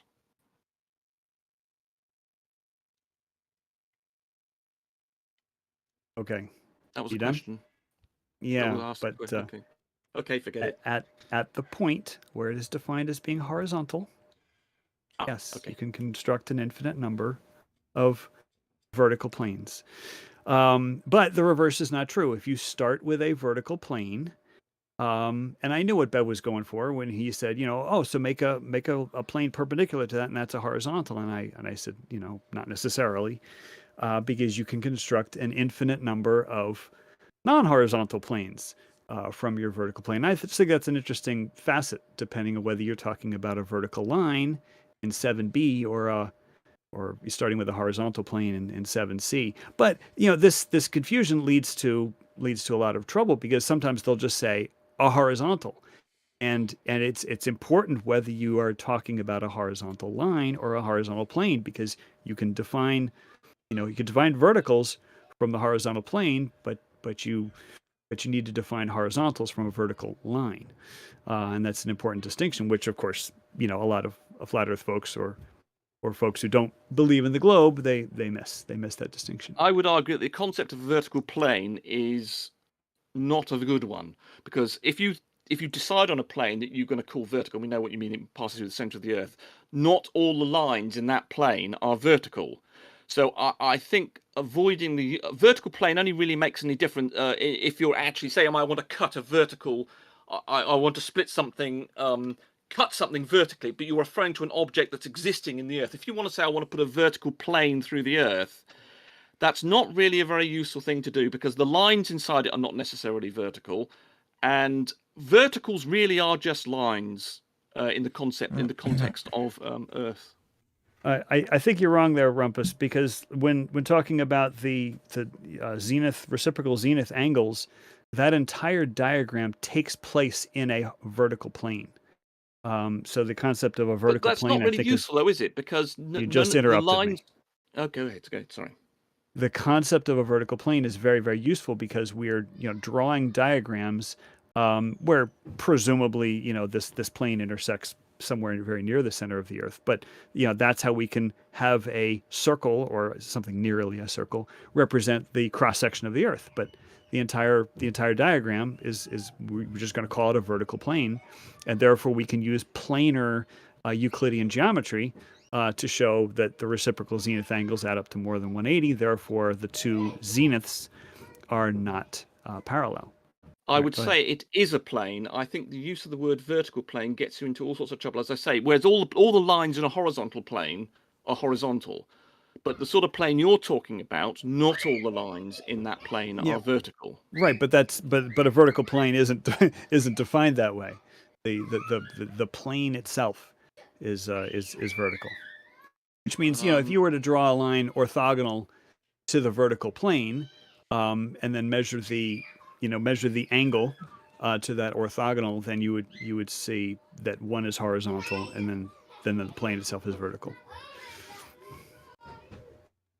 Anyway, so Blue, you want to move on? Yeah, let's.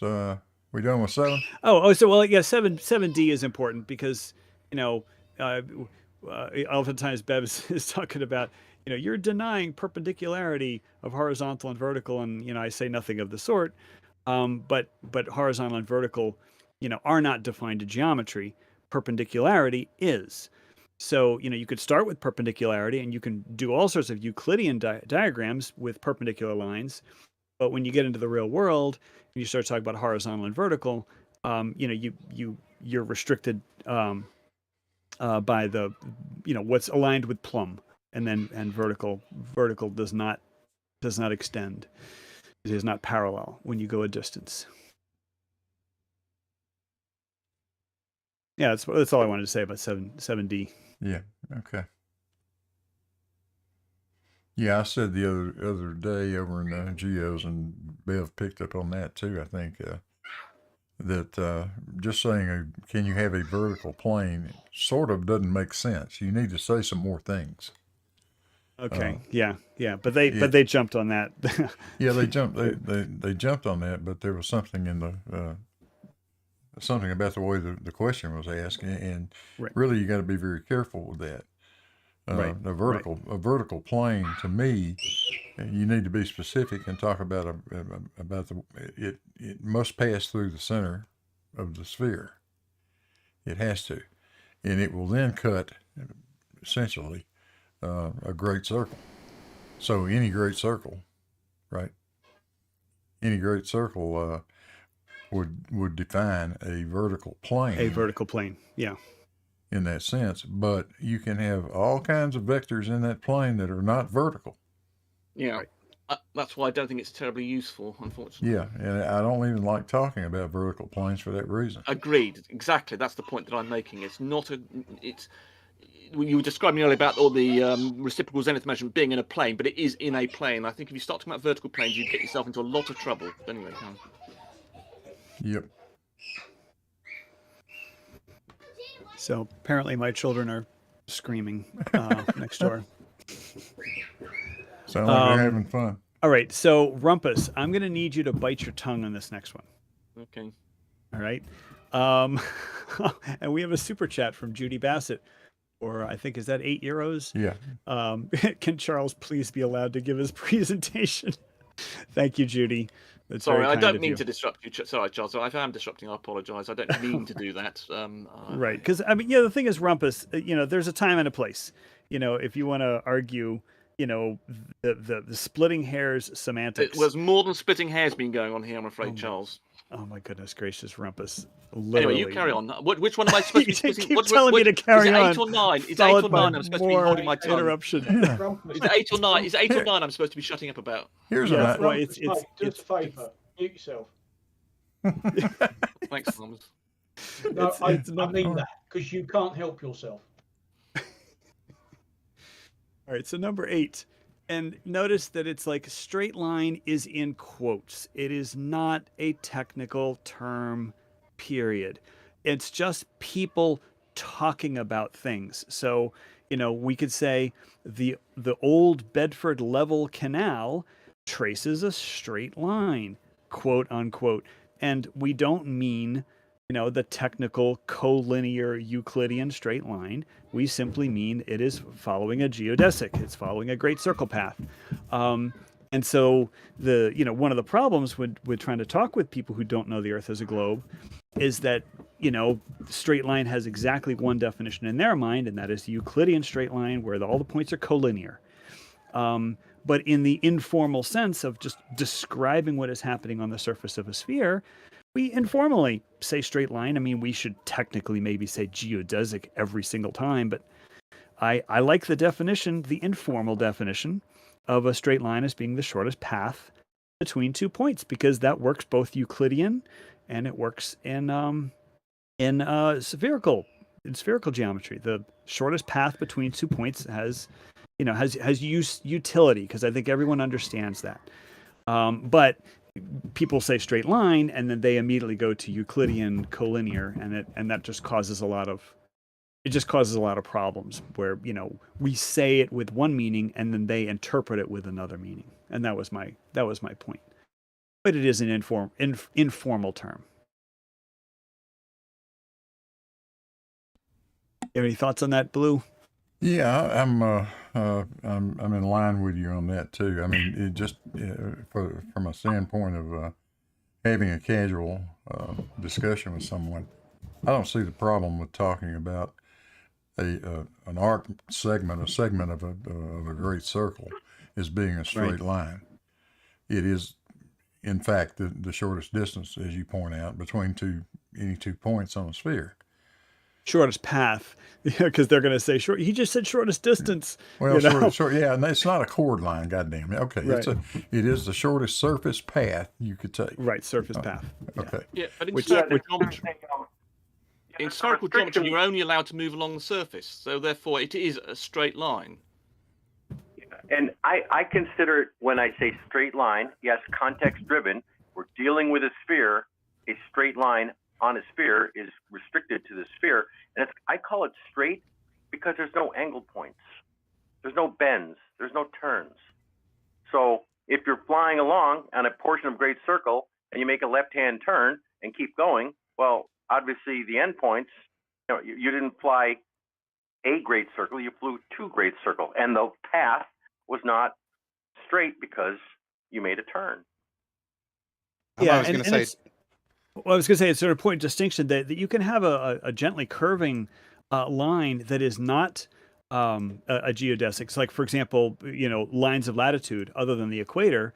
Lines of latitude are gently curving, but they're not great circle routes. So it's that's you why could I argue avoid with that's why I avoid saying loxodrome, orthodrome, and rum line, because they don't like those at all. But yes, there is that distinction of an arc that is not a great circle. right. Yeah, line of latitude is not a straight line in spherical geometry, whereas a great circle is a straight line in spherical geometry. equators both. But what's frustrating for me, like specifically what Bev was talking about in his show yesterday, because he kept using the word gaslighting. And when I was talking, I guess it was with paper, it was several days ago, maybe a week ago, and I was talking about the distinction between straight line in Euclidean and straight line in spherical. Is I think I said the phrase, the word straight line has a slightly different meaning in spherical geometry, and then that preceded the entire conversation. And now what Bev is saying now is that I'm gaslighting everybody about the meaning of straight line in Euclidean geometry, which is the opposite of the truth, because I was very explicit with describing that, what I was talking about with this quote unquote curving straight line, otherwise known as a geodesic, that it's in spherical geometry. But, it's just frustrating to be, quoted with things I haven't said, but he's been taking to say that I'm gaslighting people. And that I'm telling people that they don't know what a straight line is, and he's taking it out of context. Do you know that he doesn't believe spherical geometry exists? If you point him at the Wikipedia page, he refuses to look at it. He does not believe spherical geometry exists. So there's the problem. He just said that yesterday. I said, there are books in spherical geometry. He says, no, they're not. Yeah, exactly. So, yeah. There's the problem. I will point out that Bev has that behavior you just mentioned just a moment ago, where he will misquote people. He'll do it. What's more curious is he'll do it at like when he's doing one of those review streams. He's reviewing a conversation that previously occurred. He did this once where he was quoting, or he was playing an interaction he had with me, and I said something that was very specific, and then he paused, and then he changed what I said for his audience. He does that on purpose. It's for his followers to stay with him. It's sort of a paraphrasing that makes you, it changes the meaning of what you said, but then he treats it as the synonymous. The person who may or may not be known as Mike Jones does that all the time, but in a malicious sense. But yeah, okay. So, and I think people are talking about Matthew 7:3. If anybody has their Bibles open, that's where Jesus is saying, why are you criticizing the mote in your brother's eye when you have a beam in your own? And I always imagine a guy with a 2x4 in his eye socket, trying to find the piece of dust in somebody else's eye, and he's walking around with a 2x4 sticking out of his skull. And I just think this is so, it's just so rich with irony, and that we were talking about, flat earthers versus globe earthers, or people who don't believe in the globe. They do not like to examine their own view of the world. Full stop. So yeah, the sun, moon, and stars have to do some really crazy gymnastics to get to the position where we see them in the sky. So in terms of, like, for example, in the in the southern hemisphere's winter, the sun should be rising like a full, I don't know, it's like 100 degrees away from where it is. When I say rise, I mean just azimuth. But I mean, these are extreme angles, frequently obtuse angles. But yet they criticize, whether or not we could see something on the horizon that's, just a fraction of a degree out of place. And so that's why I said Matthew 7:3 is it's always fingers pointing at the other guy, never looking in the mirror.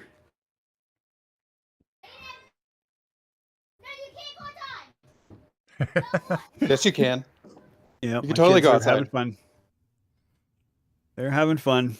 Yeah, my two oldest are 11-year-old twin boys, and then I've got a 9-year-old girl and a 6-year-old son. But then there's also the neighborhood kids. Like, for whatever reason, we just moved to this house 2 months ago, and our house is kind of becoming a magnet for the neighborhood kids to just kind of hang out and play. So Yeah, I remember. So those that's days. that's. Do they have the capacity for infinite argument? I'm sorry. Say it again. Can your two boys argue until the cows come home about everything and nothing? Yeah, well, they're fraternal twins. And they're like night and day.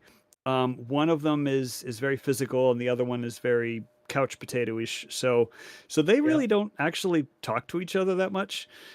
So they don't really have anything to argue over.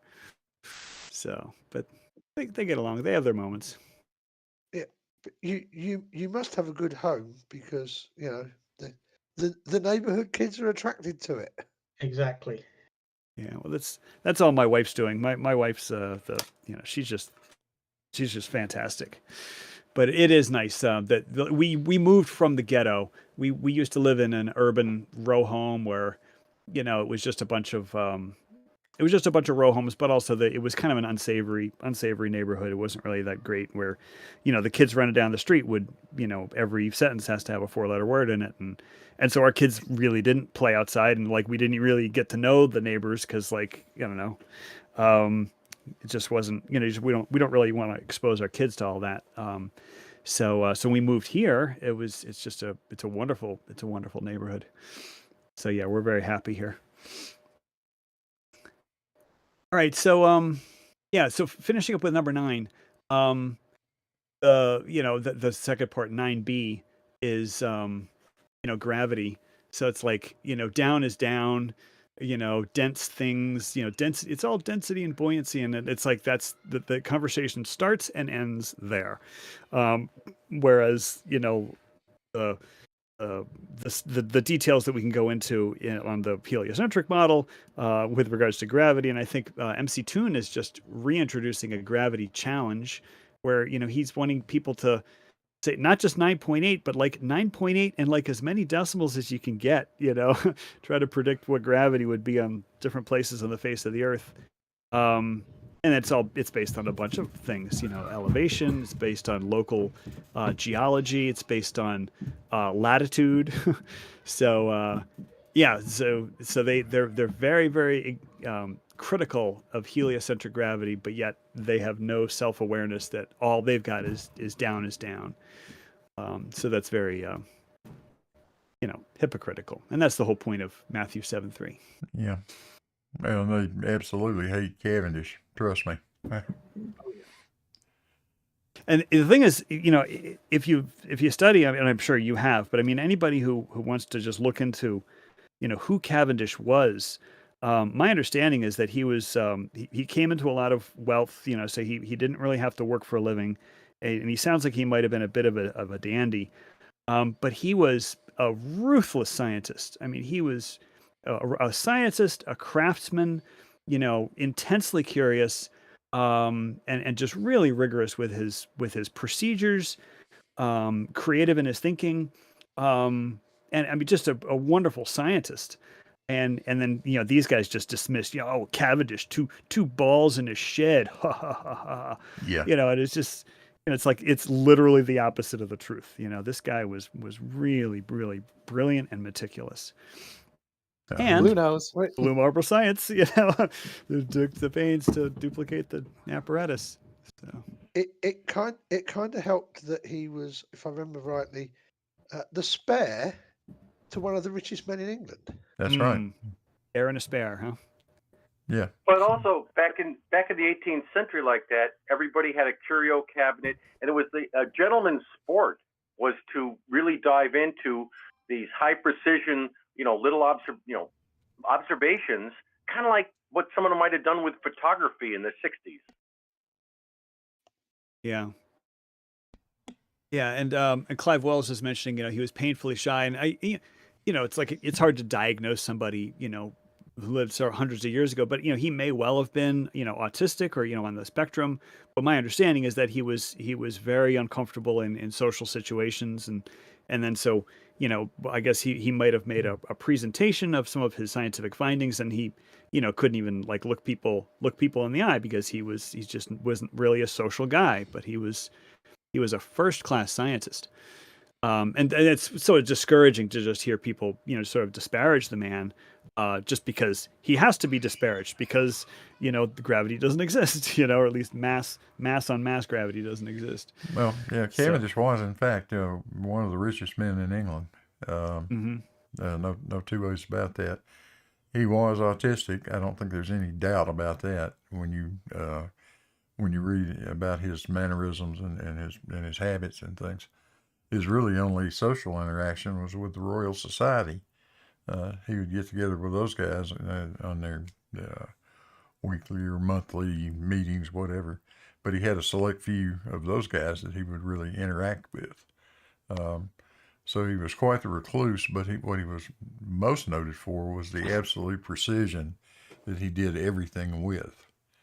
And you just could not have thought of a better guy than that guy to try to do something like that Cavendish experiment, because that does require incredible patience and accuracy if you want to get any usable result out of it. Right, because gravity is, I don't know how many orders of magnitude it is weaker than the weakest, than the next weakest of the four fundamental forces. I think it was like 10 to the I don't know what the next weakest force is. I think the electrostatic force, and gravity is many times weaker than that.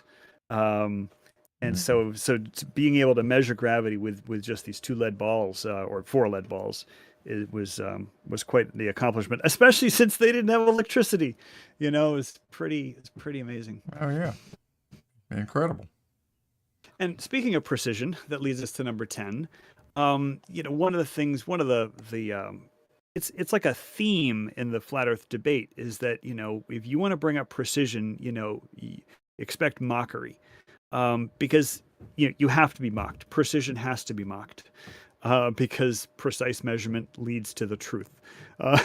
So, and it's in terms of language, precision of language is dismissed, precision instruments are dismissed. And it's frustrating because it seems like they're not even self-aware. Like, Bev goes on about auto levels, but he's not really big with theodolites. It's like, well, you can project crosshairs with an auto level, but you can't really take angular measurements. I mean, you can view things that are above or below your projected horizontal, but that's about it. And they went to the Bedford level. They went to the old Bedford Canal and took pictures. They zoomed in with a camera, and they're like, but what are you going to see there? You're just going to see flat-looking water. So I genuinely hope somebody, because it's only 2 hours north of London, the old Bedford Canal, and it does appear to be free of vegetation, because that was the thing that I was worried about. But it does look like you have a 6-mile line of sight on a canal that is not being used. I'm doing an experiment there called RECT. We, along with Farmer's Boy, have been doing it. Started it a year and a half ago, and I'm in process of doing some observations on that thing, which will resume shortly. Okay, so are you gonna? If you get it Possibly. right, somebody goes along and cuts all the grass for you. Okay. Yes. You're Indeed. gonna partially or Sorry, Charles. Farmers nearly died in trying to help me out with that. Don't. Sorry. He's that Um, They committed. did nearly die. I just passed No, out well, because the no. sugar level dropped too low. That's all. Well, we nearly died watching you. You nearly died of panic. Yes, I killed Yes, I over. can assure you we did. So So yes, is Charles, we're ongoing. There is currently an observation ongoing. I've made several videos. I've got lots of data, and I'll be doing a George-style drop test across the 6 miles. And I'm hoping to show visually, doing a live experiment observation of the 17 feet of drop that will occur between the two ends. Okay, fascinating. Yeah, because you're no doubt you're very, very familiar with the Wallace demonstration, and I don't know what the elevation of those bridges are. I mean, the modern concrete About and steel 12 bridges, feet. About 12 feet. So Yeah, I was thinking if you could get a halfway point and make take a couple 2-liter bottles and then a couple pieces of, like, I don't know, bamboo or something, and kind of lash them together so that you can make a target that is exactly 12 feet above the water. That would be great. My test is somewhat more sophisticated than that. I'll be doing some videos, and if you care to take an interest, you will have the opportunity of seeing exactly what I'm doing, and it's quite substantial. Involves Okay, telescopic well, poles and all sorts Good of luck things. to you. That's great. That sounds great. In Rumford- all your exactness, you just said 17 feet of drop. Shame on you. Well, Oh, that's right. I'm allowing myself to use the word drop in the multiple senses, as in drop from the horizontal, and I think that's what word would you like me to use instead of the difference So between you're drop saying, and level? so Hold on. Rumpus, you're saying the canal should be flowing for the 17 No, it's not. feet It's of not drop. flowing. No, it's not flowing. No. I was say as a Womp, joke. Larry, would you like to Sarcasm. give me a name to be for the difference Departure. between? Sorry. Departure. It's a departure Between- from tangent. Between Yeah, I've used the horizontal word and level. deviation. Yeah, I've used the word deviation before, and that's fine. Departure from tangent. Because to go, like I said, you go out a mile, then there's 8 inches, down or drop. That's to get to the same elevation. So that 8-inch quote drop is no elevation change. So it's a departure from tangent. But a True. negative vertical angle. Yeah, I suppose. I mean, I think Blues also commented on his dislike for this word drop. Yes, I mean, yeah. Okay, I mean, Okay, you're going to be making a video on this, Move so on. Yeah, move on. I was can address it just then. poking fun. all Yes, right. yes. Okay. number No, but he's got a 10 valid. D. You got a valid point. The word the multiple meaning of this word drop is definitely a problem and does cause confusion. So you had a point. Yeah. Okay. What about the meaning of the word move on, Rumpus? You're familiar with that one? We got to do 10D. No, I don't know that one. I don't understand. 10D. And so, Bev likes to get very, very, it's very interesting because he loves Euclid. I mean, I think everyone should love Euclid because Euclid was a genius. Wrote a lot of stuff down that had been, sort of passed around from mathematicians before Euclid, but he really set down a lot of the stuff, formalized it. So Euclid was a genius, should be lionized, but apparently you can do nothing useful with an angle. Which literally doesn't make sense because the vast majority of what Euclid is talking about is based around angles. So that's, again, taking issue with precision. You take a theodolite, you make a measurement with an angular measurement, and then he's like, you can do nothing useful with an angle. And that just seems, ironic.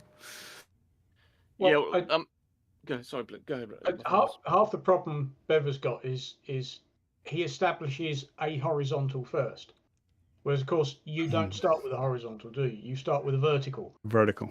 And then perpendicular to that is the horizontal at that point. Well, that's 90 degrees. That's an angle. So you can do something with an angle.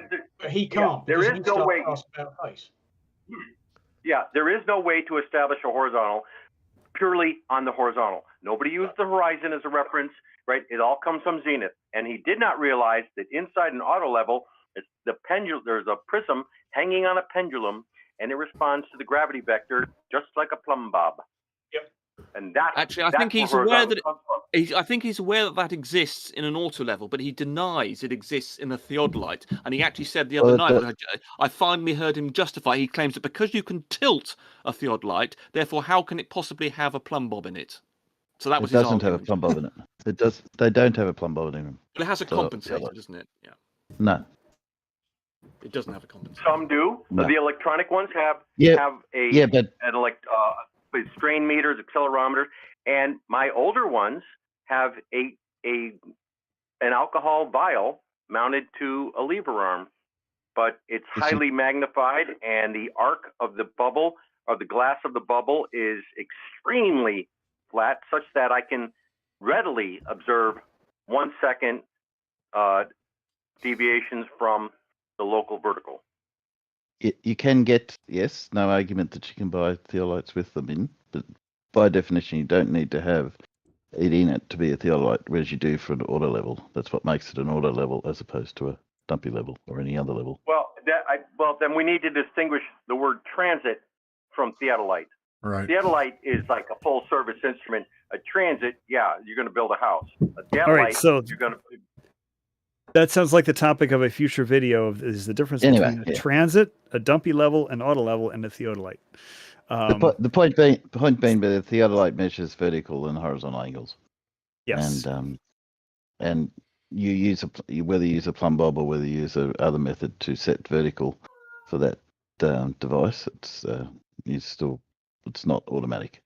And I think we're at the end of my document, point number 11. So Dunning-Kruger, I actually saw an interesting video on how people are misusing the quote-unquote Dunning-Kruger graph, which wasn't actually in their research at all. It's sort of an interpretation of their research. But the graph that you see where it spikes up with the hill of what's it called? The hill of stupidity, and then you've got the trough of despair, and then the climbing valley up. Valley of despair and the valley peak of despair. Peak of hill of stupidity. Yeah. Well, anyway, so that somebody created that. I don't know. Somebody could probably figure out what the origin of that diagram was, but that was not technically Dunning-Kruger, because the thing that we're attributing to Dunning-Kruger is really a matter of arrogance.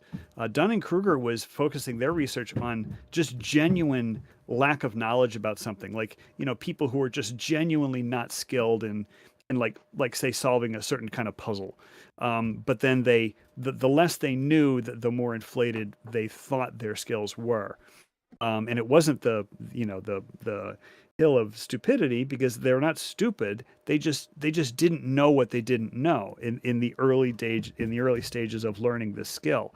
So I think when we're talking about Dunning-Kruger, we're really talking about arrogance. And we got that in spades. And so it's like, geodetic surveying, engineering, astronomy, spherical geometry, and calculus, they're just all dismissed. They just don't exist. And my analogy is, it's like they're walking into a Mensa meeting and they're declaring themselves to be the smartest person in the room. And it's like that just takes some serious arrogance. Their arrogance and ignorance are directly proportional to each other. Yeah, and it's a killer combination. The more bloody sure they are that they're right and everybody else is wrong. Right, and it's that's actually what. So that's what I think the problem with Bev is, that once he says something, he refuses to go back on it, and that's where that whole you can't do anything with an angle, because that I can't remember exactly what the discussion was, but he came up with that in a discussion. I think it may have been to do with sextants, and therefore he could never go back on it, and then obviously he's been called out on it quite a few times. Yeah, it's I was trying to think about, like, if a third party were to come in to the like say the flat Earth / globe Earth debate, not knowing the shape of the planet, just watching the two sides, and if they were just to observe, which side has the one where a guy is arguing with somebody in their line of specialty, like someone's entire career is this specialty, and then here's this guy just walking in from the street just arguing against him. It's like I would think that even if I didn't know anything about that specialty, like let's say it's a turbo encabulator mechanic, and somebody's like, no, the Marsal vanes are pointed the wrong way. it's like I would have to side with the mechanic, like the guy's doing it for 20 years. I'm gonna have to go with him. And so that thing really strikes me about the people on the flat Earth side. It's like, don't they see that they're literally telling experts in the field that they know nothing about their own field? It's really striking. Like, I teach geometry. I've taught geometry. I don't teach geometry now, but they're arguing with me about just fundamental geometry principles, and they're just dead wrong. And they're arguing with the geometry teacher about these principles. Go ahead. I'm sorry. Oh, it gets so bad when you go through some level of explanation, and they need simple. You give them a simple explanation, and then they find that it's incomplete, and they call bullshit. So you give them a more complete one that has math. They go, "Oh, I don't do math." Well, then you're not in a position to argue, are you? But many say straight up, Montreal and Gary Wabenga, at least, they'll tell you straight up, I don't do math. And what does Wabenga do? He makes a little rubber band contraption, or Gary Wabenga will take a PVC pipe, strap it to a carpenter's level, and look through the car windshield and call that like something, I don't know. But they openly say they do not do math. So when you give them math, then that's when they call them bullshit. You don't give them math, and it's incomplete, and they call bullshit. Yeah, and they're just sitting off to the side going, no.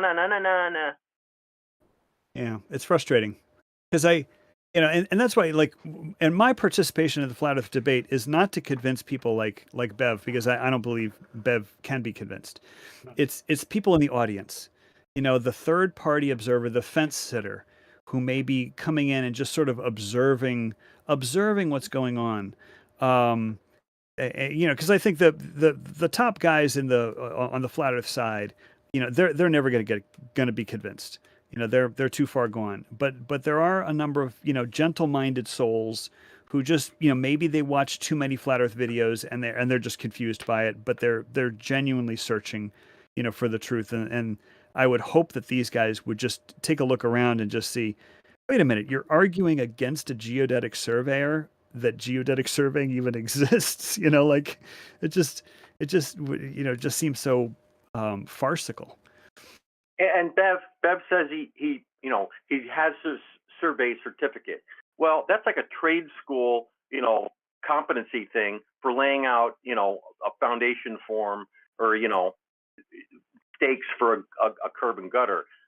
And then he's calling himself a surveyor. And I said, well, in British terms, I'm a chartered surveyor. And my favorite reference. He's quite specific, actually. He says he doesn't call himself a surveyor. Yeah, just like he doesn't call the Earth flat. I know. He used to claim he was a surveyor.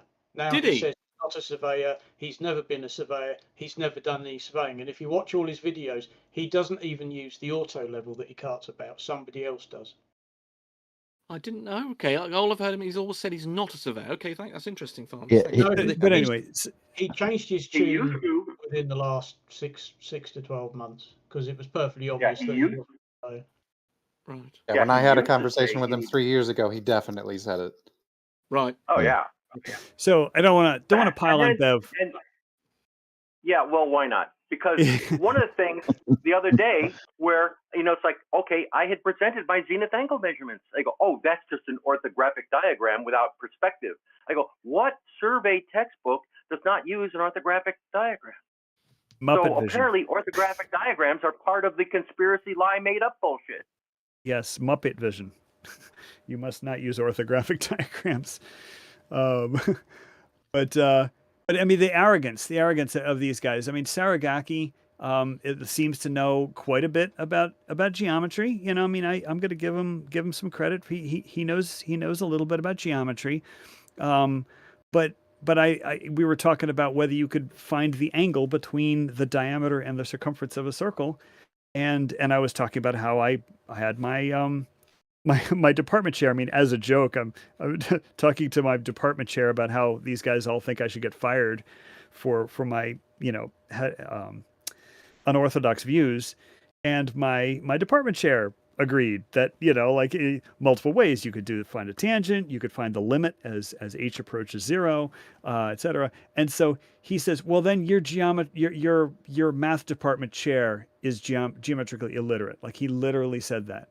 Like that was his conclusion. And it's just like, just the arrogance, he's never met the man. He's never said one word to the guy. He doesn't know any of his qualifications. And yet he's geometrically illiterate because he says you could find the angle between the diameter and a circumference. I mean, it's unbelievable. Yeah. And when they say, oh, because you're using points in the sky, we don't know what they are. Why would I look in the sky to see what's on the ground? Like, okay, I take my theodolite and I measure it across my valley, 300 square miles from 1 to 27 miles, an array, a huge array. And the resulting is vertical is radial to a portion of sphere. They go, oh, you're using all that preconceived stuff. I go, no, I just took the data, put it into Excel, and said, Excel, can you describe what's happening to these apparently random-looking numbers? And it said, oh, you've got an arc which describes a 0.565 miles squared. Oh, that's interesting. 0.565. You know what? That's 7.09 over 6R. Wait a minute. That's exactly what's in my 100-year-old British textbook. Right. So when I see a Brit flat earther, and I said, zero meridian is in Greenwich because the Brits were the finest geodetic surveyors and they mapped the whole globe first. And yet when a Brit disparages, geodetic surveying, that is one of Brits' highest scientific accomplishments. The whole Mount Everest surveys, their whole colonial surveys. In my favorite 100-year-old textbook, they have plenty of examples of large, their colonial holdings from the Department of Colonial Surveys, the DCS, and they put it all in the book. And in the book, it's a 1925 book, there's not a lot of citation. And they say there's not a lot of citation because based on the whole of experience. Now, they were writing their own algorithms, not quoting others because they were dealing with their own measurement data. But, the problem is that Excel is part of the conspiracy. So you said you put your numbers in Excel, but. Well, yeah, but Excel is not, point being, it was not a geodetic survey program. It wasn't. You were supposed to laugh at my joke. Now you're pulling a Jeb Bush. Please Right. laugh. Interesting chat. There's some interesting chat about the horizontal and a point argument again. Every point has an associated horizontal. That doesn't mean to say a point is a horizontal or a line. Every point has an associated horizontal because every point, as I was saying earlier, has an associated slope, or there is a gravity. It also has a slope, but there's also a horizontal associated with the point. That does not mean to say that a line is a point. Just make sure there's some debate about going on anyway. And ignore those guys. I'm sorry, folks in the YouTube chat. Just try to keep it civil. Try to be kind to each other. If somebody insults you, just let it roll off your back. You don't have to, say anything back. What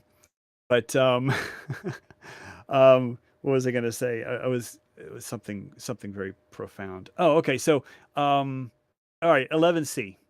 I just put this in here just because I randomly remembered it, but they don't like the parallel postulate. Like they call it the triangle postulate. And it's like the whole point of the parallel postulate is that it talks about parallel lines. It does not say you're making a triangle. It says you've got parallel lines. And so therefore, they're not going to meet. It doesn't actually. If you go and look at the sixth postulate, it is actually rather more tricky than you might think. Yeah, but the point that I'm trying to make in 11C, Mr. Rumpus, who likes to rumpus about, is that they've renamed it, and they actually correct people who use the correct name. They correct it. No, it's the triangle postulate. It's been renamed by subsequent scholars to be called the parallel postulate. I don't think it's called the parallel postulate by Euclid. Well, maybe he didn't. Maybe just gave it a number. But what I'm saying is the people who know geometry call it the parallel postulate, and the folks on Try Thinking have renamed it the triangular postulate to the point where they actually correct people. And I just included that under my Dunning-Kruger line because it's like, the arrogance of these guys to be renaming geometric postulates without really the gravitas to do so. I just think is arrogant. Yeah, they're stupid and ignorant, and they've done Victor Dunning-Kruger. Yeah, that's what they do. But you were mentioning, I guess, is it Shoebill? You were mentioning the British and the French were compatriots in terms of quality surveying. And a really fascinating book is called The Measure of the World, and it is on the measuring the French meridian. I don't know if it's got a name, but basically it's the one that goes through Paris. It's basically the line of longitude that goes through Paris. So basically measuring the entire height, so to speak, of Paris, of France, from the north coast of France to the south to Spain, and doing it so precisely that they know what fraction of an Earth circumference it is. So it's like these guys had to be doing geodetic, and that's where the meter came from. Well, they wanted the meter to come from that, and by doing that survey, they found the meter could not come from that. So they just decided, best estimate what the meter is, and then the quarter length of a meridian, circumference is like 200 microns longer than what they thought. Okay. Per meter. So the thing is, the Academy of Sciences Paris in the 1730, 1740, they were having their multinational conference, and all the different survey in the neighboring countries had these slightly different values for the length of a degree of latitude. And they said, well, why does everyone have slightly different ones? So Newton said, well, yeah, because the rotation is going to be slightly oblate. And Cassini said, no, it's going to be slightly prolate. So yes, they put together a huge campaign, and they sent crews up to Lapland and to Ecuador, and they also contracted with Mason and Dixon for the Maryland and Delaware border, because that's nearly a meridian. And they put that all together, and they said, wow, Newton was right. And the Academy of Sciences is called, it's called the Meridian Surveys. Well, that was a French geodetic. Yeah, well, the Academy of Sciences Paris. Right. But it was the mission was called the French Geodetic Mission. But the one I'm talking about is actually during the French Revolution, when they were by Delambre and McCain. Because this international conference happened right before the revolution, and then the project was launched, and they surveyed right on through the revolution. But from Dunkirk to Madrid, and then in Lapland and in Ecuador, and near Quito, and every single degree of latitude is slightly shorter as you approach the equator. Yeah, it's fascinating. And these guys, the instruments that they were using, I mean, this is the 1700s, and it's amazing, the precision that they were able to get. There was something called a repeating circle, I forget the guy's name, not Borland, but Bora, repeating circle, where it's just an ingenious use of an instrument that is not perfectly precise, as no instrument is perfectly precise, but their methodology for using an imprecise instrument so that you gain precision is just absolutely fascinating. Oh yeah, because error analysis was already a well-mature science, and so yes, the repeating circle, and to measure an angle and try to approach the arc second, it's like all day just to measure one angle. Oh yeah, right. It's a lengthy procedure, and with the newer equipment, well, then you ran into the great theodolites that were used in India, and those things weighed like 2 tons, and they had to be disassembled, and they get smaller and smaller, more compact, until like the 1930s. Then the internal, the Wild T3 put all that aside, but even still, an angle is a procedure. You just don't read 2 numbers and go home. Oh, so that reminds me. Do you know what kind of theodolite is no fun at parties? You give up? Yes, I give up. It's a mild T3. You're supposed to laugh. I can't muster it. I can't muster that. I didn't see it. Anyway, I tried that one on Jesse Kozlowski, and he didn't laugh either. So I don't think he heard me correctly. But anyway, and I've curated several of these older, completely analog 1 second and sub-second instruments, and they're no less accurate than your most hot shit piece of equipment today. It's just the newer equipment. It's just easier to operate, runs a little faster, records the data all automatically, whereas the older analog equipment and your piece of pencil and paper, it's not less accurate to use a 1955 T3. It's absolutely still, it's at the asymptote of ability to measure. Yeah. It's interesting. Jim Smith was mentioning the Great Trigonometric Survey of India and the Everest spheroid arc of the meridian. The interesting thing about these guys is like getting back to the hypocrisy of what they claim, or is that they think that a theodolite or an autolevel, it has a working range of only 100 meters or so. And it's like, well, how exactly did they find the height of Mount Everest? Because they didn't do it 100 yards at a time. In fact, they were able to do it without even setting foot on Mount Everest. And that whole thing with a level and the limited, couple of 100 feet, that's not an instrument, characteristic. That's a procedure. And the Right. procedure of limiting auto level use is to avoid the accumulation of curvature. So you're making curvature compensation with proper application of the level by reading your backside at 100 feet. You read the foresight at 100 feet. If you read the backside at 50, you read the foresight at 50. Whatever curvature is in the back as a plus is in the forward and a minus. Yeah, it takes care of itself. That's a procedure. And then, as somebody was pointing out, theodolites and this only couple of mile thing, and somebody was pointing out that's the laser ranger, which is quite often integrated. It has a range, but optically, they say, theodolite, you can only use it for a couple of miles. Yet they'll hang their hat on using a sextant.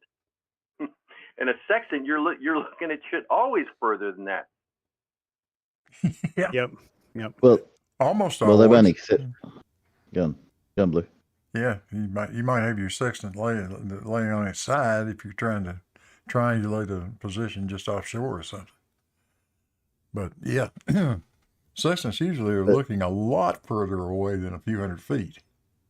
Yeah. But you got to remember they don't accept any other leveling except differential leveling. You can't use the theodolite to get levels.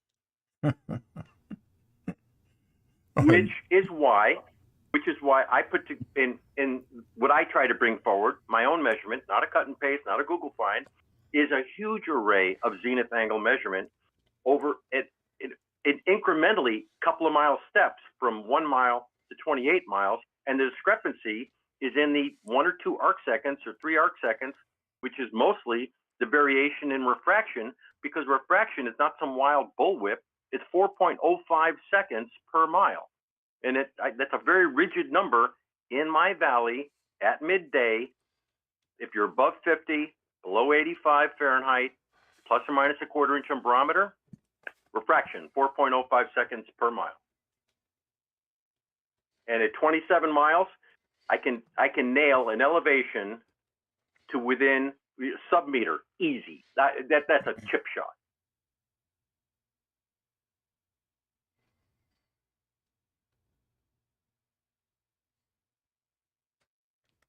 Well, let's talk about some things that the guy that may or may not have a surveying certificate gets wrong. If you guys are watching my live stream, one thing the guy says all the time is that all horizontals are parallel with the plane of the horizon. Okay. That might be true if the plane of the horizon didn't change when you move. Unfortunately, Right, and it does. I posted in the chat not too long ago. I tagged you with it, but obviously everything else was going on. It wasn't the topic of the conversation. But he had another meme, and I posted in the chat not too long ago. I'll go get it again. But he says that there's one plane of the horizon. He says horizontal is a plane, so there's one horizontal plane. He also says vertical is a plane, which means he also says vertical has only one plane, which means reality can only be 2 dimensions at that point. Yeah, it's preposterous. He's asking you to believe that the plane of the horizon in Miami is the same as it is in Jacksonville or Boston. I'm sorry. Yeah, but that's water just not can't true. bend, Blue, so it has to be the same plane. If water didn't bend, then you'd have a point. Problem is, water does bend. That. Super Heavy, the Falcon, what is it called? Falcon Super Heavy. 27 Raptor engines. I figured out it's the brightest object on the face of the Earth. At the time of its launch, and it was invisible for 90 seconds. Yeah, but from up around Myrtle Beach. Yeah, right, from Myrtle Beach, and it was flying roughly parallel, or meaning like it wasn't getting any closer to or further from Myrtle Beach, more or less. It was sort of flying, orthogonally to the sightline of Myrtle Beach to its flight. And for it to just pop over the horizon exactly when Earth Curvature said it should pop over the horizon 90 seconds after launch is quite impressive. Fairly compelling, I would say. Makes me want to believe that the Earth actually looks like the picture I've got on the screen, and that horizontal and vertical are doing exactly what I'm showing. That's what I think.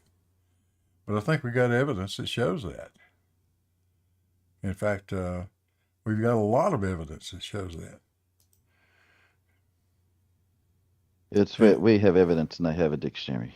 Yeah, exactly. Well, that's the problem with the guy who may or may not have a surveying certificate. He brings a dictionary to a geometry argument, and it just doesn't work. But we can test it, and it's been shown time and time again. These guys do not want to pay any attention to it. They want to deny it. They think of every excuse under the sun. But the fact is, we can measure reciprocal zenith angles and show that those verticals are not parallel with each other. And if the verticals aren't parallel, I'm sorry, fellows, horizontals are not parallel. They cannot be. That's just the facts. But Bev got all crazy. This is I used Proposition 29, which basically sets out the conditions for 2 parallel lines. And if we start out with the assumption that verticals are parallel exactly as the on the level guys want you to believe. If you start out with that as the assumption, then it should work exactly like Proposition 29 says it does. But if those verticals are not parallel, what you'll end up with is effectively exactly what the 5th postulate says. They're going to intersect. The verticals are going to intersect on one side of the line and diverge on the other side.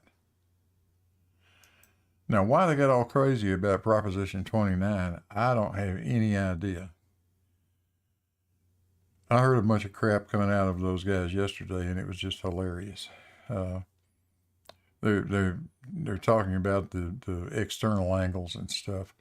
Who cares about the external angles? You only have to have one thing go wrong, and you can say that the verticals are not parallel.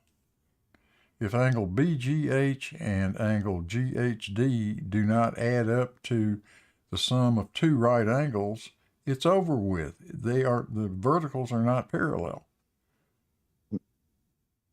It's right there in Proposition 29. Yeah. Well, they don't like it because it's a geometric proof that. Yeah. That's right. So therefore they have to discredit the. On the other One hand, of the I'm sorry. Well, one of the problems with Proposition 29 is that it's sort of like the summary. It's almost like the executive summary. It uses some words that are not very well defined in the summary, like words like opposite or alternate. And then when you go through the step by step of the details of Proposition 29, it's all crystal clear. All right, but words like opposite, like if you're talking about two lines crossed by a transversal, it's 8 angles. Well, which angle is opposite? You know, like what exactly does he mean by opposite? And then he goes into the details. But he's sort of Bev kind of likes to obfuscate Proposition 29 a little bit because he talks about exactly what's needed for the reciprocal zenith test, but he also mentions other angles, and it's that other mentioning of other angles that is a source of obfuscation. If you don't want to get the idea that the reciprocal zenith angle says exactly what it does, which is that the verticals are diverging. That's right. And again, it says it as plain as day in Proposition 29. And the sum of the interior angles on the same side, namely BGH, that's this one, and GHD, that's that one, equal to 2 right angles. Now, if you fail that test, the verticals are not parallel. You can forget about all the other stuff that's in there. It doesn't make any difference. Who cares what EGB or EGA or any of the external angles are doing? It's just these 2 internal angles. Those 2 define whether or not, at the end of the day, they define whether or not those 2 verticals are parallel with each other. It's just that simple. And you go to, this is the 5th postulate, the one that Bev likes to call the triangle postulate. And clearly, using the 5th postulate, those verticals converge on one side and diverge on the other side. They converge on the side where they intersect at the center of the damn Earth, and they diverge on the opposite side of that sight line. There are no external angles here, Bev. Just the 2 internal angles. I was going to ask you, Charles, since your time when you're trying to describe perpendicular to a circle and angles, etc. like that, do you feel? I always find it really frustrating because just using geometry, we do these calculations all the time. As a draftsman, I use it for just doing calculations. There's this idea of you have to deny that because you then transfer that to the Earth. But the calculation, the sort of geometry is there regardless of the shape of the Earth. Do you find that sort of a bit frustrating? It's like they know where you're going with it. They know they know the implication of that fact. Therefore, they have to deny the fact because they don't like where that's going. But it's interesting what Paper was talking about. Like, and I didn't get what he was saying at first, but what he was talking about was how you measure angles, and it was an interesting procedure where it's like if you take 2 straight lines that are intersecting and draw a circle, then you make 4 arcs, and then the 4 angles are equal to the arc measurements of the 4 arcs. I get that. But he was talking about that being the definition of angles. And it's like, no, that's an interesting procedure. And it does work with 2 straight lines, but that's not how angles are defined. But his hang up is that is how angles are defined. So if you change the radius of that circle that you were just arbitrarily drawing, well, your angle measurement will change with curved lines. Make the circle bigger or smaller, you're going to change your angle measurement. And because he's not understanding that it's the infinitesimal corner at the vertex is where you measure the angle. Yes. And it's a limit problem, Well, it's a scale problem. It's but it's a pretty fundamental concept in when you're doing design, that you have to have if you draw a line through the arc, it's at the point, not anywhere else on that arc. Right. It's at the point where that line intersects that you're doing the information, not because, yes, if you pick another point on the arc, as well as that intersection point, then you're going to get a different angle. So I've often tempted to and maybe this is going to be a cheeky future video where I'm going to have a picture of an angle on screen, but part of one of the lines, like one of the arms of the angle, is partially obstructed by a sheet of paper, and I'm going to place a protractor down. I'm going to say, look, this looks like it's a 60-degree angle, and the person who's playing the villain would say, no, what's under that sheet of paper there? We don't see the we don't see the whole thing. You got to show me more. And then I'm going to reveal that it's more of a straight line. It was like, no, we got to see even more. And then I'm going to reveal more and more, and then eventually it's going to be ridiculous. Like it's going to turn out that we're on a track and field, and that the actual one side of the angle turns out to be, one of the lines painted around the turnaround, circle, the curve, the curve of the track, with a like a 75-yard radius, but it's just like you can't measure the angle unless you know what happens 75 yards away. So yes, there's a lot of things. It's like the elevation profile discussion. Elevation profile is just a graph, right? X, Y plot. If you draw that on a piece of paper, pick up the piece of paper and turn it 45 degrees, is it no longer an elevation profile? Right. Right. Yeah, I've often thought about, like, an algebra student, graphing, oh, Johnny, I want you to, tell me about the graph of x equals 3, and then the person draws x equals 3. Oh, this is a vertical line. This is definition of a vertical line. Well, the sheet of paper is lying on Johnny's desk. That clearly is not aligned with plumb, but yet we're going to call it a vertical line. It's like this is not hard, people. No. But it's also like their insistence that software is somehow infallible. That I don't know if you saw Brian having to go at you. Brian's Logic, one of his or video. Brian Leakey. Yeah. Brian Logic. Well, yeah, not so logical. Yes. Using, what's it, Geomoded? GeoGebra. GeoGebra. And saying, you said in GeoGebra. And I said, no, you weren't talking about the software at all. And he's making it that you had said in GeoGebra it would do this. No.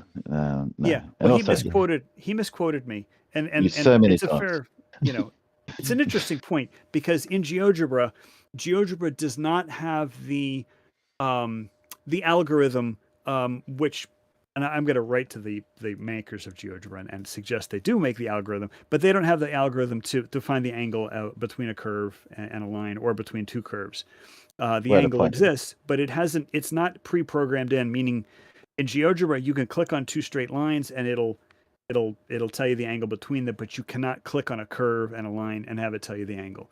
You can force it by drawing points and then making the limit, really, really small, and you have to get really, really small. I figured out if you had a circle the radius of the Earth, the 2 points you draw in GeoGebra have to be 1.5 inches apart before it'll say that angle is 90. That's some precision. I manual worked that. PD has this whole video where he covers it with my narration of me talking to paper. But I was really amazed by the GeoGebra's precision, and that if you have a circle the size of Earth, if you have 2 points that are just 2 inches apart, it'll say it's 89.9999997 or something. Yeah, it's more accurate than AutoCAD. Yeah. So, but it would be nice if the people who made GeoGebra could just simply have clickability. You can click on a curve and it'll tell you the angle. Just using internal, making an internal tangent that is just not visible. Paige in the chat says, we use Euclidean in real life. Why would you use non-Euclidean? Euclid doesn't have everything. I got some bad news for you, Paige. We use non-Euclidean in real life all the time.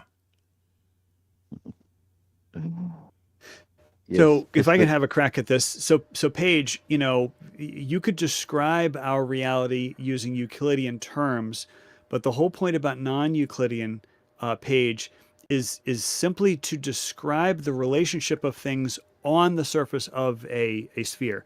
So the best example I can give you is, you have a desktop globe, and then I just want you to uniquely place a point on that globe, and I can do it with 2 numbers. Even though that globe is a 3-dimensional solid, and therefore you would think I would need 3 numbers to give you an X, Y, and a Z to uniquely locate a point. If we're restricting ourselves to just the surface of that globe, I could just give you 2 numbers, latitude and longitude, and you should be able to uniquely place a point on the surface of that globe. That's one of the utilities of non-Euclidean geometry, is being able to describe relationships on a surface, a curved surface, even though technically that curved surface is 3-dimensional, aka Cartesian, aka Euclidean. I hope that helped. But Right. I Yeah, want to make it I've- clear, because I did say this in the chat, and I just wanted to make sure that that she heard because she probably didn't even read what I said. There are CNC processes that use cylindrical coordinates. That's actually very common, as well as spherical coordinates. And to say that nobody uses non-Euclidean geometry is an outright lie. Hold on, Doofus, you don't want to get mixed up between spherical coordinates and spherical geometry. Spherical geometry is just about the surface of a sphere. Spherical coordinates is, spherical polar coordinates is obviously different. But you can carve a surface feature using just those 2 coordinates around the outside using a CNC process. Sorry, CNC, did you say? Yeah. Yeah. As in a manufacturing machine? Yes, Yes. automated. Right, yes. Yeah. But just to be clear, when you use the term spherical coordinate is a 3D coordinate, using spherical polar coordinates usually is what it's an abbreviation for, whereas spherical geometry just means you're stuck to the surface of a sphere and you can define positions with just 2 coordinates, as Charles said. And that's what... And you can define distances across that surface. Yeah. When it says spherical coordinates, there's just 2 elements. There's latitude and longitude, and that's it. Well, normally when spherical... You can get an altitude too.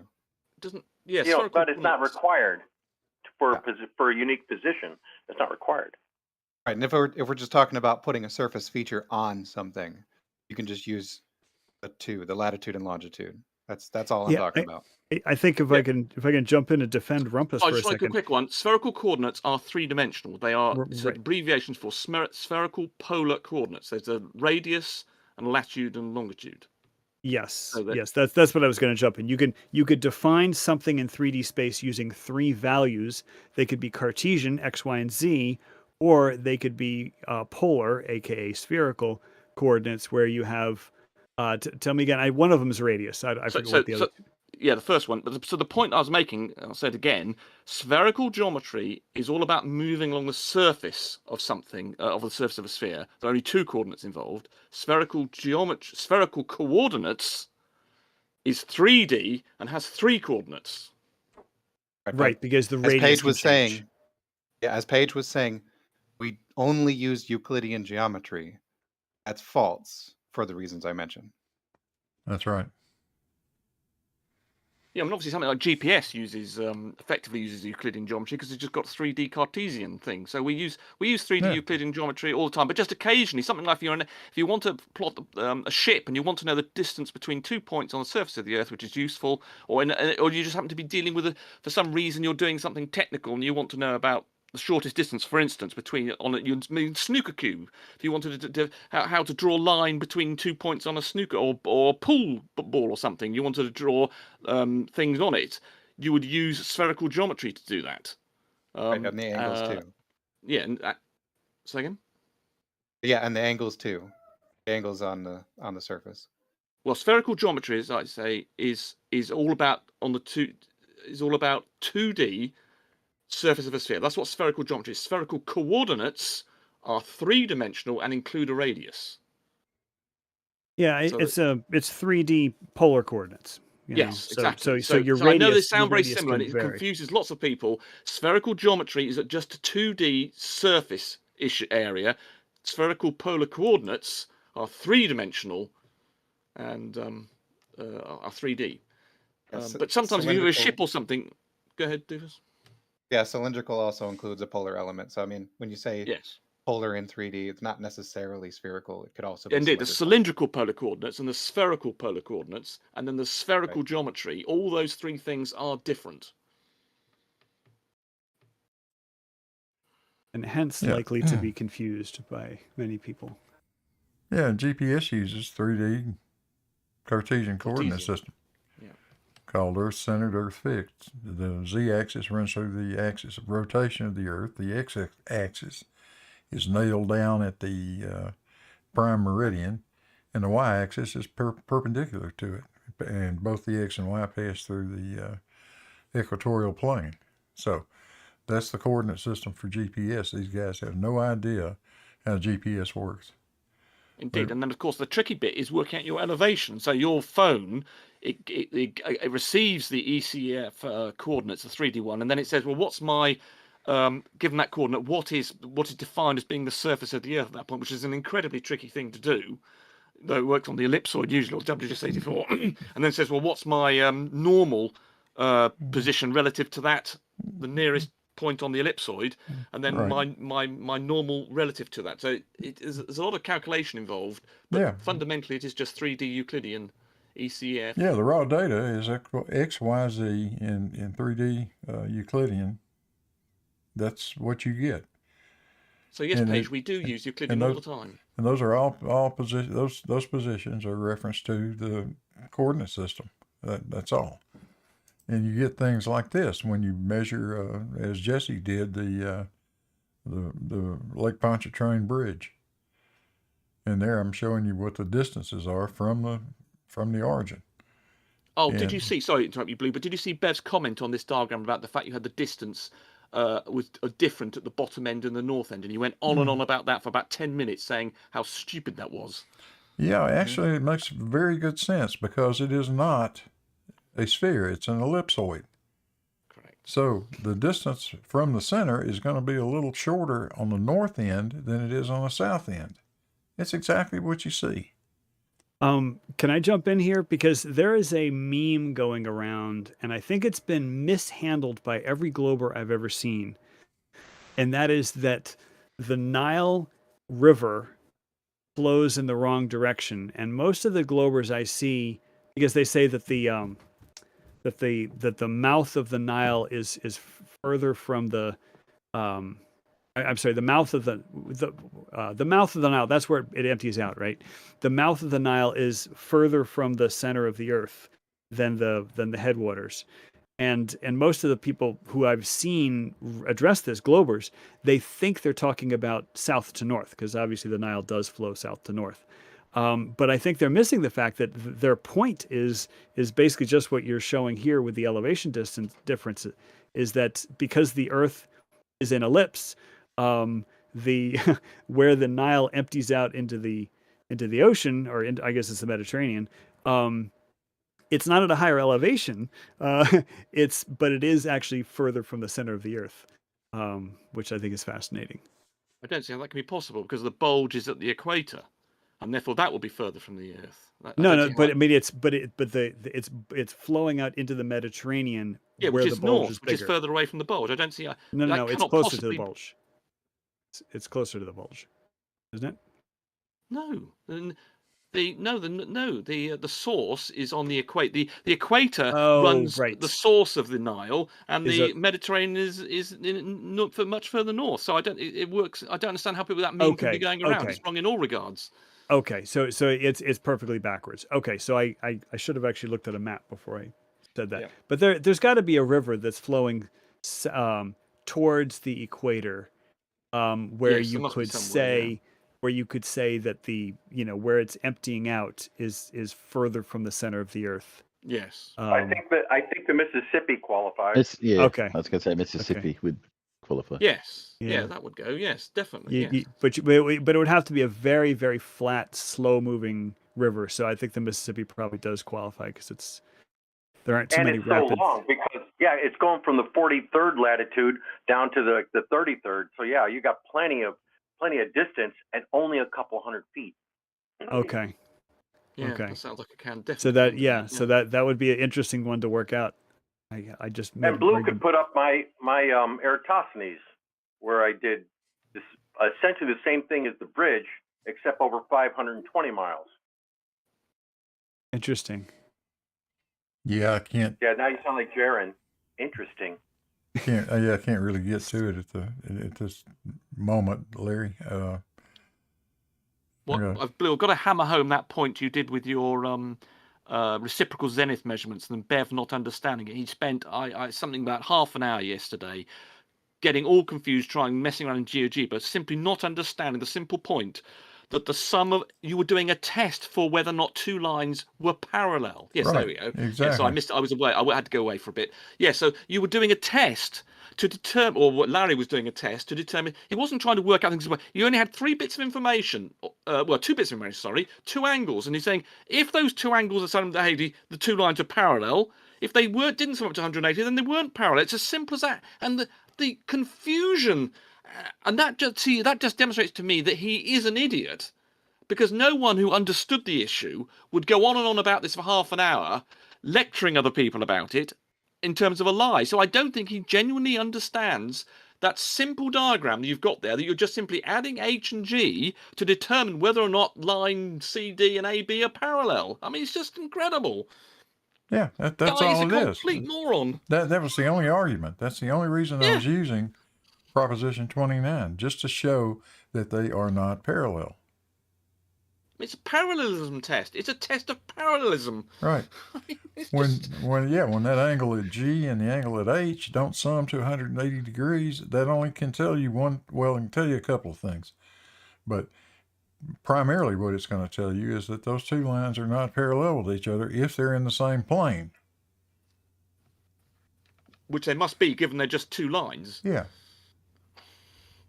You can't mean, quite well, rule out not necessarily dishonesty just yet. Oh, it's just true. Sorry, yeah, they're verticals. Yeah, sorry. Yeah. They're both verticals, yeah. Yeah, so they have to be. Yeah, so they would have to be in the same plane. If they were not, they could be skewed to each other, and then all bets are off. It doesn't make any sense anymore. Yeah. Okay. Hey, I had a thing. He was drawing out, adding all. I mean, he was getting confused by adding in all sorts of other angles and other sort of postulates. And it was obfuscation. Hey, I had a thought, Blue, and anybody else who's listening and wants to possibly duplicate the zenith angle measurements. It's really tough to visually spot the other person, because the further you get away, it's really difficult. So what would you think about using a road flare? Because doesn't a road flare, burn blinding, so blinding that you can't look at them. You'll kind of get some eye, you'll hurt your eyes. Well, would that be helpful as a signal? For a great distance. There's a much more sophisticated modern device that they use these days. It's called a mirror. But I mean, with the mirror, literally, you can see a signal mirror over hundreds of miles. Okay. I've never used a signal mirror. I always thought it would be hard to aim it. I know they usually have a little hole in them, but how do you know where your sun is flashing? Well, in today's world, it's not all that hard to do. You got cell phones. You can be talking to the other guy saying, "Hey, do you see it yet?" Yeah. Okay. No, in the signal mirror, that center hole has a fiberglass grid, and as you tilt the mirror around, you'll see the hot spot of the sun crossing that hole. Then carefully, while turning it and maintaining that hot spot on that fiberglass grid, you bring it around slowly until you can see that hot spot is on your target. I get you. Of course, you then need to be able to see your target. Of course, you need the other target then needs to be highly visible. Of course. No. When Jesse and I did it, we were about scrubbed because he couldn't see me because it was foggy. Yeah, but how could you see him? The question was whether or not you would. Okay. I only need to know where he is for about a half a degree left or right. So if I have a pretty good idea, now in a survival mode, you make a sweep, and even if we couldn't communicate, and I'm making a sweep, he'll see a flash. Right, but what about you seeing him? I had to have just a basic idea of about where he was. And then it came for the reciprocal. Then he pulled out a signal mirror and flashed me. Oh, right. So he put a signal. Right. Okay, great. Okay. I thought you only did a signal mirror one way. Okay, right. Yeah, if you've both got signal mirrors, or just a super high-powered xenon strobe, like a navigation light or an obstruction light on top of a radio tower. Yeah, there's all kinds of ways to use intense light. Either you can harvest it from the sun, or you can bring it in a battery. Oh, it's been around for a long, long time. Back in the 1800s, they used they call them heliotropes. Yes. And that's what that is, a signal mirror. And that's how they found each other. Speaking of how they found each other, my dear bride and I are going to take my children out to dinner. And we found each other on eHarmony. Believe it or not, it actually works. We've been married 15 years. So. Hey, congratulations. Well, thank you. It was great talking with all of you guys. Yes, even including you, Rumpus. Well, learn about geometry and how it's defined in maths, and I'm afraid you're in for a bit of a shock. Oh my goodness gracious! You completely you're saying, "Oh my goodness gracious," that's not going to. I mean, look, Betty, who also agreed with me, is a professional magician. Rumpus, you're rumpusing. I'm afraid, Charles, Rumpus. You're wrong. I am literally trying to leave the room, and you are rumpusing. Yeah. Well, I'm afraid you're completely wrong. And I'm leaving. Okay, I'm taking myself out. And to everybody in the chat, thank you so much for all your kind comments. I'm sorry I could not interact with you guys, but I was focusing on the conversation at hand. Blue, thanks for hosting. You bet, Charles. Great talking to you. Okay. All right. Take care. Have a good evening. Have a good evening, Bye, Charles. Have a good time. Thanks. Bye-bye. Yes, I was just showing a little bit of a LIGO just for fun. The Livingston LIGO, and where the tangent plane is tangent, the point of tangency. It's down there where that red X is, if you can see my cursor wiggling around. That's where it is. And the elevation at the point of tangency is about 59 feet. But as you move away from that point of tangency, 59-foot elevation is dropping away from that tangent plane. By the time you get to the bottom end of that arm on the right, the elevation of the plane at that point is about 60 feet. When you go north 2.5 miles, at the center, the elevation is about 63 feet, and when you go to either end of that upper arm, it goes to 64 feet. So that's how it works. There's nothing magic about it. You just got to understand where the point of tangency is for that tangent plane. This is a very good way to visualize it. If you look at it, whoops, let me back up a second. If you were to look at it from the tangent point looking north, in other words, let me back up for a second. If we position ourselves right here and looked that direction, looked up toward the 63-foot elevation, end up with something that looks like that. The point of tangency here is 59 feet. That line there, that red line, is 59 feet. And 60 feet, 61, 62, 63 is the point of tangency right at the center of that arm.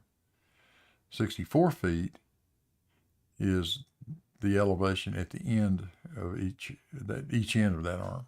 So it all makes sense.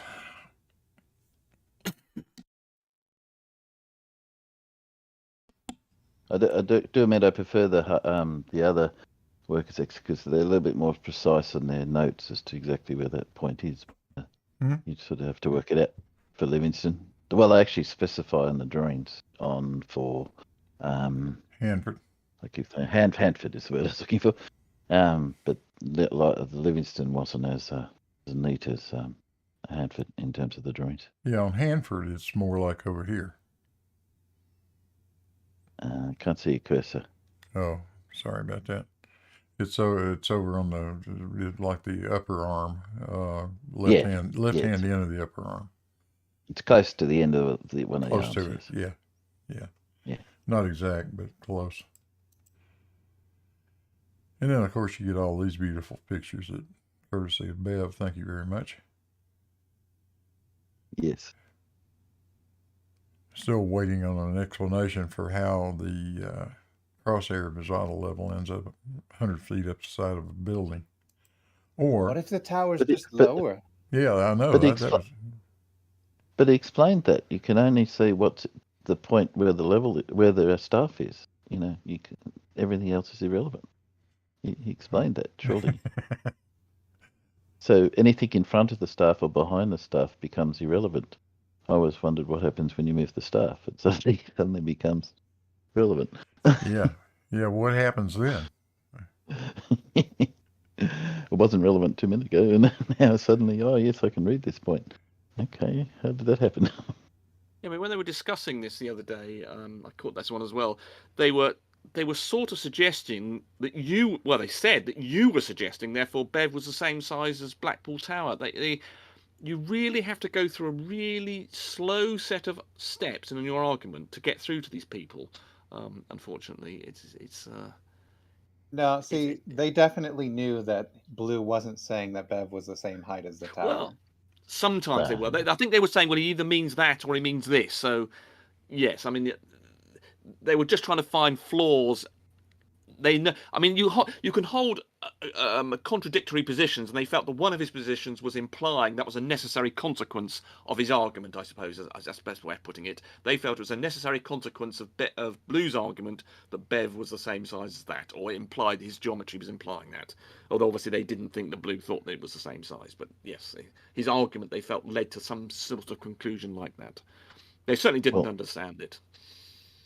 Angular distance, arguably they almost are the same. But yeah, that's right. They don't understand. I mean, the other thing, Bev does not understand. This is incredible. He does not understand that those stadia hairs are separated by 20 millirads from the bottom to the top, or the middle, and the middle one to the top is 10. He does not understand that's how it's defined. The position of the graticules. That's how they're positioned. He thinks it's got something to do. Was 10. Sorry? I thought bottom to top was 10.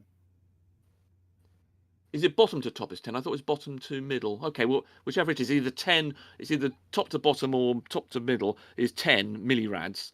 And he doesn't understand that that's defined in angular terms. And here's a case of, you can't do anything with angle. As you can. For a start, you can work out the angular. So, for instance, if the approximately Bev has got the angular size of the of one stadia. I think is that not 10 millirads or whatever it is, 5 millirads. So there you've got a useful result from this observation, and he doesn't understand that's how it's defined. He thinks that this was defined by sticking sticks or something somewhere and then wiggling these things, not understanding that it's defined geometrically as an angle, which is incredible. This is exactly why he says you can't do anything with an angle. He wants that to be true because this has been observed. Well, again, to me, it comes down to this thing that he thought he was an expert in surveying because a teacher gave him a piece of paper with it on it, one point of view. But obviously, he didn't actually know anything about it and then was called out. And so, therefore, anything that he didn't know about didn't actually exist. So, well, this picture is kind of interesting. If you go from the crosshair to the upper stadia, that is marking off a height on the tower of around 350 feet, give or take. Between the top and the bottom stadia, if you get something that fits there, the factor is 100, okay? But for half of that, it's 200. So 200 times 350 feet is 70,000 feet. That is a little over 13 miles, which is where Bev said he was. On the other hand, Bev's about 5 feet tall times 200. That's 1,000 feet. That's about, 300 meters or something. About where Bev said he was. Because the concept that the stadia hairs were on there to make it easier when you're doing feature surveying without having to get a tape out for every measurement, Yeah. Just had the stuff. You could work out how far away something was. Exactly. Stadiometric range finding. Yeah. It's quite accurate, really. Yeah. Well, we've done a whole lot of stockpile surveys just using Stadia. Yeah. So Yeah, you can do nothing with an angle is definitely false. Definitely. yeah.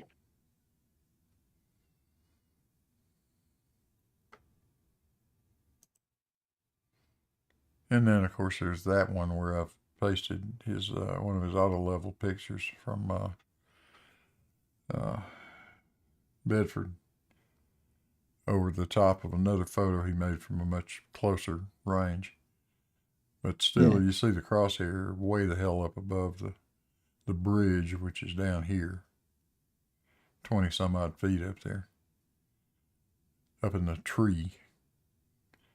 Yes, but the fact that you can see it validates it. Come on. So, again, got nothing. All right, so where are we at now? Oh, and could I just say one thing? Because it still, I think I've said it before, but it still annoys me. It's not a canal. Yeah, It's a a drain, drainage technically. Yeah, Yeah, it's drainage called the Old Bedford River. Sorry, Alan, carry go. Let me interrupt.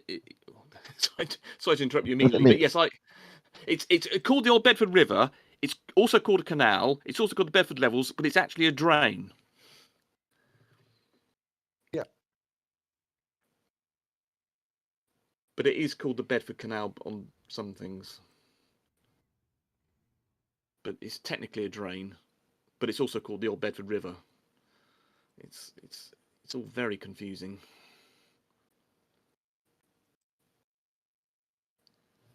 Yeah, this was. I'm gonna have to head out here pretty soon, but not because it seems like you're about to play Bev, by the horizontal.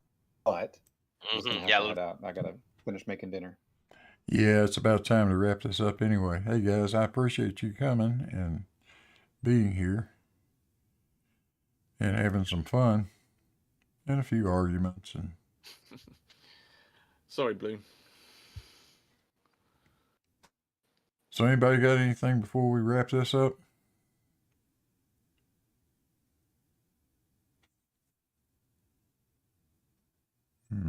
Thanks. It's been quite enjoyable.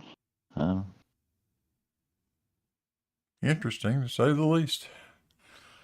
Well, all right. Say goodbye to everybody out there in YouTube land.